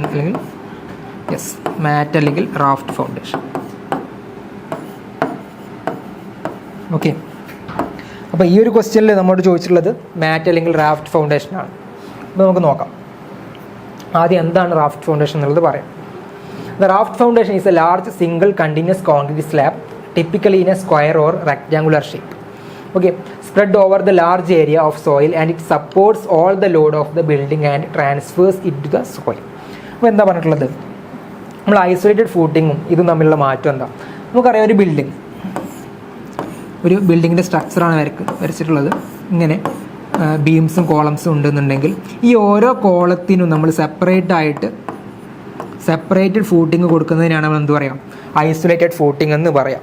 അതേ സമയത്ത് എല്ലാ കോളത്തിൻ്റെ ലോഡും കൂടെ ഒറ്റ സ്ലാബിലോട്ടാണ് നമ്മൾ കൊടുക്കുന്നതെന്നുണ്ടെങ്കിൽ ആ സ്ലാബ് ടൈപ്പ് ഫൗണ്ടേഷനാണ് എന്ത് പറയുന്നത്? മാറ്റ് അല്ലെങ്കിൽ റാഫ്റ്റ് ഫൗണ്ടേഷൻ എന്ന് പറയാം. അപ്പോൾ അതാണ് ഈ ഒരു പോയിന്റിൽ പറഞ്ഞിട്ടുള്ളത് അല്ലേ? എന്താണ് raft foundation? Is A large single continuous concrete slab. ഒരു കോൺക്രീറ്റ് സ്ലാബാണ്. എങ്ങനെ? typically in a square or rectangular shape, spread over the large area of soil. It supports all loads of the building and transfers it to the soil. Okay. അടുത്ത എന്താണ്? Raft foundations are slab that cover a wide area. Often same point തന്നെയാണ്, വേറെ രീതിയിൽ പറഞ്ഞു എന്നേ ഉള്ളൂ. Raft foundations are slab that cover a wide area, often the entire footprint of the building and are suitable where ground conditions are poor. Ground conditions poor ആകുന്ന സമയത്ത്, അതുപോലെ തന്നെ settlement is likely or where it may be impractical to create individual strip or pad foundations four a large number of individual load. അപ്പോൾ ഇതാണ് raft foundation. ഇനി അത് ഏതെല്ലാം കേസുകളിലാണ് വരുന്നത് എന്നുള്ളത് നമുക്ക് നോക്കേണ്ടതുണ്ട്. അതിന് മുന്നേ ജസ്റ്റ് അതിൻ്റെ ഫിഗർ ഒന്ന് കാണിക്കാം. ഓക്കെ, നോക്ക്. ഇതൊരു ആക്ച്വൽ സൈറ്റ് കണ്ടീഷനിൽ കാസ്റ്റ് ചെയ്യുന്നതിന് മുന്നേ, റാഫ്റ്റ് ഫൗണ്ടേഷൻ ഉണ്ടാക്കുന്നതിന് മുന്നേ റെയിൻഫോഴ്സ്മെൻറ്റ് കാര്യങ്ങളൊക്കെ മാത്രം ഇട്ട് വെച്ചിട്ടുള്ളൊരു ഫിഗറാണ്. അതുപോലെ തന്നെ നിങ്ങൾ എക്സാം പോയിന്റ് ഓഫ് വ്യൂവിൽ വരയ്ക്കേണ്ടുന്ന ഒരു ഫിഗറാണ് ഇത്. ഓക്കെ, ഈ ഒരു രീതിയിലാണ് കൊടുത്തിട്ടുണ്ടാവുക. അപ്പോൾ ഇതിൽ താഴെ കാണുന്ന ഈ സ്ലാബാണ് എന്ത്? റാഫ്റ്റ് ഫൗണ്ടേഷൻ്റെ ഒരു ബേസ് എന്ന് പറഞ്ഞിട്ടുള്ളത്. അതിന് മുകളിൽ ബീംസ് കാര്യങ്ങളൊക്കെ ഉണ്ടാവും. ആ ബീംസിലോട്ടാണ് എന്ത് വരുന്നത്? കോളത്തിൻ്റെ ലോഡ് വരിക. ഓക്കെ, നോക്ക്. അപ്പോൾ ഇതൊരു പ്ലാൻ വ്യൂ ഇവിടെ കൊടുത്തിട്ടുണ്ട്. പ്ലാൻ വ്യൂ ഈ സൈഡിൽ കൊടുത്തിട്ടുണ്ട്. അപ്പോൾ ഏറ്റവും ബേസിൽ ഇതുപോലൊരു സ്ലാബ് ഉണ്ടാവും. താഴെ അതിന് മുകളിലാണ് ബീംസ് പ്രൊവൈഡ് ചെയ്തിട്ടുള്ളത്. ആ ബീമിലോട്ടാണ് കോളത്തിൻ്റെ ലോഡ് വന്ന് ആക്ട് ചെയ്യുന്നത്. ഓക്കെ, അതിൻ്റെ സെക്ഷനാണ് ഇവിടെ കൊടുത്തിട്ടുള്ളത്. താഴെ കോൺക്രീറ്റ് കാണിക്കുന്നുണ്ട്, അതിൻ്റെ റെയിൻഫോഴ്സ്മെൻറ്റ് കാണിച്ചിട്ടുണ്ട്, ബീമിൻ്റെ റെയിൻഫോഴ്സ്മെൻറ്റ് കാണിച്ചിട്ടുണ്ട്, പിന്നെ അതിലോട്ട് കോളത്തിൻ്റെ ലോഡ് വന്ന് ആക്ട് ചെയ്യുന്നുണ്ട്. ഓക്കെ, അപ്പോൾ ഇതാണ് ഇതിൻ്റെ ഫിഗർ. ഇനി ഇതിൻ്റെ ക്വസ്റ്റ്യനിൽ നമ്മൾ ചോദിച്ചിട്ടുള്ളത് ഇതിൻ്റെ കണ്ടീഷൻസ് അല്ലേ, ഏതൊക്കെ ടൈപ്പ് അല്ലെങ്കിൽ ഏതൊക്കെ സമയത്താണ് നമ്മൾ റാഫ്റ്റ് ഫൗണ്ടേഷൻസ് യൂസ് ചെയ്യുന്നത് എന്നുള്ളതും ചോദിച്ചിട്ടുണ്ട്. നോക്കാം. എന്താണ് കണ്ടീഷൻസ് ഫോർ റാഫ്റ്റ് ഫൗണ്ടേഷൻ, എപ്പോഴൊക്കെയാണ് യൂസ് ചെയ്യുന്നത് എന്നുള്ളത്. സോയിലിൻ്റെ കണ്ടീഷനാണ് ആദ്യം പറഞ്ഞിട്ടുള്ളത് അല്ലേ. The soil has a low bearing capacity. സോയിലിന് ലോ ബിയറിംഗ് കപ്പാസിറ്റി ആണെന്നുണ്ടെങ്കിൽ നമ്മൾ എന്ത് ചെയ്യും? ഏരിയ കൂട്ടും അല്ലേ. നമുക്കറിയാം ഐസൊലേറ്റഡ് ഫൂട്ടിങ്ങും ഈ റാഫ്റ്റ് ഫൗണ്ടേഷൻ വെച്ച് നോക്കുകയാണെങ്കിൽ ഏതിനാണ് ഏരിയ കൂടുതൽ? അത് മാറ്റ് ഫൗണ്ടേഷൻ അല്ലെങ്കിൽ റാഫ്റ്റ് ഫൗണ്ടേഷൻ ആണ് അല്ലേ. അപ്പോൾ അതുകൊണ്ട് തന്നെ സോയിൽ ബിയറിംഗ് കപ്പാസിറ്റി കുറവുള്ള സ്ഥലങ്ങളിൽ നമുക്കത് യൂസ് ചെയ്യാനായിട്ട് പറ്റും. ഓക്കെ, കാരണം ഏരിയ കൂടുന്ന സമയത്ത് ഇൻറ്റൻസിറ്റി കുറയും. ഓക്കെ, അടുത്തത് എന്താണ്? Load of the structure has to be distributed over a large area. ഇപ്പോൾ പറഞ്ഞ പോയിന്റ് തന്നെയാണ്. അടുത്തത് individual or any other foundation area would approximately cover 50% of the total ground area beneath the structure.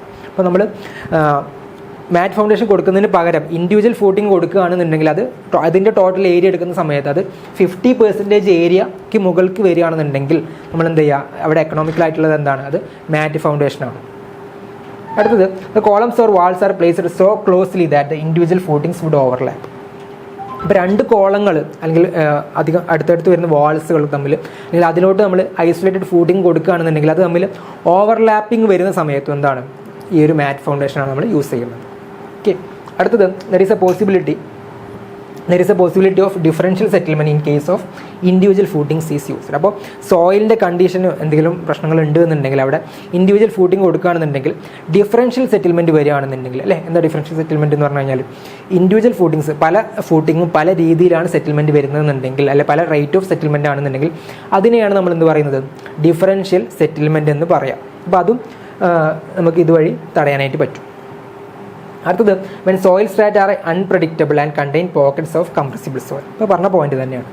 Last basement is to be constructed. അപ്പോൾ നമുക്കറിയാം high rice ബിൽഡിങ്സിനൊക്കെ എന്ത് വേണ്ടി വരും, basement വേണ്ടി വരും അല്ലേ, പാർക്കിംഗ് അതുപോലെ ബാക്കിയുള്ള അതർ യൂട്ടിലിറ്റി സ്പേസിലൊക്കെ വേണ്ടിയിട്ട് ബേസ്മെൻറ്റ് വേണ്ടി വരും. അപ്പോൾ അവിടെ ഏറ്റവും ആപ്റ്റ് ആയിട്ടുള്ള ഫൗണ്ടേഷൻ എന്ന് പറഞ്ഞു കഴിഞ്ഞാൽ അത് മാറ്റ് ഫൗണ്ടേഷൻ അല്ലെങ്കിൽ റാഫ്റ്റ് ഫൗണ്ടേഷനാണ്. ഓക്കെ, ഇത്രയും കാര്യങ്ങളാണ് നമുക്ക് ഈ ഒരു ക്വസ്റ്റ്യനിൽ പറയാനുള്ളത്. സോ നമ്മളിവിടെ ഡിസ്കസ് ചെയ്തിട്ടുണ്ടായിരുന്നത് റാഫ്റ്റ് ഫൗണ്ടേഷൻ ആണ് അല്ലേ. റാഫ്റ്റ് ഫൗണ്ടേഷൻ എന്താണെന്ന് പറഞ്ഞു, it is A type of shallow foundation എന്ന് പറഞ്ഞു. പിന്നെ അതിൻ്റെ ഫിഗർ നമ്മൾ പറഞ്ഞിട്ടുണ്ടായിരുന്നു. അതിന് പുറമെയാണ് നമ്മളെന്ന് പറഞ്ഞിട്ടുള്ളത് അതിൻ്റെ കണ്ടീഷൻസ് അല്ലേ, എപ്പോഴൊക്കെയാണ് നമ്മൾ ഈ ഒരു റാഫ്റ്റ് ഫൗണ്ടേഷൻസ് യൂസ് ചെയ്യുന്നത് എന്നുള്ളതും ഇവിടെ പറഞ്ഞിട്ടുണ്ട്. സോ അടുത്തത് നമുക്ക് നോക്കാനുള്ളത് define the depth of tension crack in cohesive soil and write and expression for its evaluation എന്നുള്ള ക്വസ്റ്റ്യനാണ്. നോക്കാം. അപ്പോൾ എന്താണ് ടെൻഷൻ ക്രാക്ക് എന്നും അതിൻ്റെ ഒരു എക്സ്പ്രഷനുമാണ് ചോദിച്ചിട്ടുള്ളത്. അപ്പോൾ ടെൻഷൻ ക്രാക്ക് പ്രധാനമായിട്ട് നമുക്ക് വരുന്നത് കോസീവ് സോയിലാണ്. ഓക്കെ, നമുക്ക് ആക്റ്റീവ് എർത്ത് പ്രഷറിൻ്റെ ഒരു പ്രഷർ ഡയഗ്രാമാണ് ഇവിടെ കൊടുത്തിട്ടുള്ളത്. അപ്പോൾ എന്താണ് ഇതിൻ്റെ ഒരു പ്രത്യേകത നോക്ക്, ഈ ഒരു രീതിയിലാണ് അല്ലേ പ്രഷറിൻ്റെ ഡിസ്ട്രിബ്യൂഷൻ വന്നിട്ടുള്ളത്. അപ്പോൾ ഇവിടെ പോസിറ്റീവാണ് സൈന് വന്നിട്ടുള്ളത്, അതിന് മുകളിൽ എന്താ വന്നിട്ടുള്ളത് നെഗറ്റീവാണ് അല്ലേ, നെഗറ്റീവാണ്. അപ്പോൾ അതുകൊണ്ട് തന്നെ ഈ ഒരു നെഗറ്റീവിൽ നിന്ന് പോസിറ്റീവിലോട്ട് പോകുന്ന സമയത്ത് ഏതെങ്കിലും ഒരു പോയിന്റിൽ എന്ത് വന്നിട്ടുണ്ടാവും, 0 വാല്യൂ വന്നിട്ടുണ്ടാവും അല്ലേ. അപ്പോൾ ആ ഒരു 0 പോയിന്റ് കറസ്പോണ്ടിങ് ആയിട്ട് വന്നിട്ടുള്ള ഡെപ്ത്, അതിനെയാണ് നമ്മൾ എന്ത് പറയുന്നത് ഡെപ്ത് ഓഫ് ടെൻഷൻ ക്രാക്ക് എന്ന് പറയുന്നത്. ഓക്കെ, നോക്കാം എന്താണ്. Cracks appearing at the surface of A soil mass often occur adjacent to a retaining wall or top of a slope where they influence the stability analysis. Okay, അപ്പോൾ retaining വാളിൻ്റെ ടോപ്പിൽ എന്ന് പറയുന്ന സമയത്ത് സോയിലിനോട് ചേർന്ന് അല്ലെങ്കിൽ സോയിലിൽ വരുന്ന ക്രാക്കാണ് എങ്ങനെയാണ് വരുന്നത്, റീറ്റൈനിങ് വാളിനോട് ചേർന്നിട്ട് വന്നിട്ടുള്ള ക്രാക്കിനെയാണ് നമ്മൾ എന്ത് പറയുന്നത് ടെൻഷൻ ക്രാക്ക് എന്ന് പറയാം. ഇനി അതിൻ്റെ ഒരു എക്സ്പ്രഷനാണ്. അപ്പോൾ എക്സ്പ്രഷന് വേണ്ടിയിട്ട് നമുക്ക് ആദ്യം എന്ത് ചെയ്യാം, ഇക്വേഷൻ ഒന്ന് എഴുതി നോക്കാം അല്ലേ. ആക്റ്റീവ് എർത്ത് പ്രഷറിൻ്റെ ഇക്വേഷനാണ് ഇവിടെ കൊടുത്തിട്ടുള്ളത്. That is PA equal to KA gamma Z minus 2C' ൻ്റെ റൂട്ട് KA. അപ്പോൾ കോസീവ് സോയിലിൻ്റെ ഒരു സ്പെഷ്യൽ ഇക്വേഷനാണ് കേട്ടോ ഇത്. കോസീവ് സോയിലിൻ്റെ ഇക്വേഷനാണ്, കോസീവ് സോയിലിലെ ആക്റ്റീവ് എർത്ത് പ്രഷർ കാണുന്ന ഇക്വേഷനാണ്. സോ നമുക്ക് എന്ത് ചെയ്യാം, ഡെപ്ത് ഓഫ് ടെൻഷൻ ക്രാക്കിൽ അതിൻ്റെ വാല്യൂ 0 ആണെന്ന് നമുക്കറിയാം അല്ലേ. ആക്റ്റീവ് എർത്ത് പ്രഷറിൻ്റെ വാല്യൂ 0 ആണ്, കാരണം ഇവിടെ ഓർഡിനേറ്റീവ് കാര്യങ്ങളൊന്നുമില്ല. അപ്പോൾ അതിലേക്ക് ഇക്വേറ്റ് ചെയ്താൽ മതി, ഈ ഒരു ഇക്വേഷനോട്ട് നമുക്കത് ഇക്വേറ്റ് ചെയ്യാം. സോ എന്ത് വരും, PA ഈക്വൽ ടു, അത് നമ്മൾ അടുത്ത സ്റ്റെപ്പിലേക്കാണ് പറയുന്നത്. ഇവിടെ ആദ്യം പറഞ്ഞിട്ടുള്ളത് Z ഈക്വൽ ടു 0 അല്ലേ. ഈ പോയിന്റിൽ എന്താണ്, അത് നെഗറ്റീവ് ആണ്, പിന്നീട് അത് പോസിറ്റീവായിട്ട് മാറുന്നുണ്ട്. അതുകൊണ്ട് തന്നെ ഏതെങ്കിലും ഒരു പോയിന്റിൽ അത് 0 ആകുന്നുണ്ടാവും. സോ ആ പോയിന്റ് എങ്ങനെ കാണുന്നു എന്നുള്ളതാണ് അടുത്ത് പറയുന്നത്. സോ അത് ഇക്വേറ്റ് ചെയ്തു, KA into gamma Z minus 2C' ഇൻ്റെ റൂട്ട് KA ഈക്വൽ ടു 0 എന്ന് ഇക്വേറ്റ് ചെയ്തു. അതുവഴി നമുക്ക് എന്ത് കിട്ടും, Zനൊരു വാല്യൂ കിട്ടും അല്ലേ. ഇത് അപ്പുറത്തേക്ക് കൊണ്ടുപോയി കഴിഞ്ഞാൽ നമുക്ക് Zനൊരു വാല്യൂ കിട്ടും. അതാണ് എന്ത് depth of tension crack. So ZC equal to 2C' into root KA divide by KA into gamma.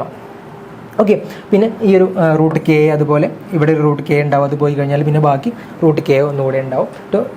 So 2C' by gamma into root of KA. ഇനി KA ഈക്വൽ ടു എന്താണ് നമുക്ക് അറിയാം, ദാറ്റ് ഈസ് 1 മൈനസ് N5 ആണ്. So N5 എന്ന് പറഞ്ഞാൽ എന്താ, it denotes the flow value and it is equal to tan square 45 plus 5/2. Okay, ഇനി ആ ഒരു എക്സ്പ്രഷൻ തന്നെ ഇവിടെ കൊടുത്തിട്ടുള്ളത്. ഇവിടെ KAക്ക് പകരം 1/N5 എന്ന് കൊടുത്തു. അപ്പോൾ നമുക്ക് എന്താ equation, that is ZC equal to 2C' by gamma into root of N5. Okay, the above depth is known as depth of tensile crack. So ഈ ഒരു സെഷനിൽ നമ്മൾ ഡിസ്കസ് ചെയ്തിട്ടുണ്ടായിരുന്നത് മൊഡ്യൂൾ 1-ത്തെ ക്വസ്റ്റ്യൻസ് ആയിരുന്നു. അപ്പോൾ ഇവിടെ ഡിസ്കസ് ചെയ്ത ക്വസ്റ്റ്യൻസ് എല്ലാം നിങ്ങൾക്ക് മനസ്സിലായിട്ടുണ്ടാവുമെന്ന് കരുതുകയാണ്. നമ്മൾ അടുത്ത സെഷനിൽ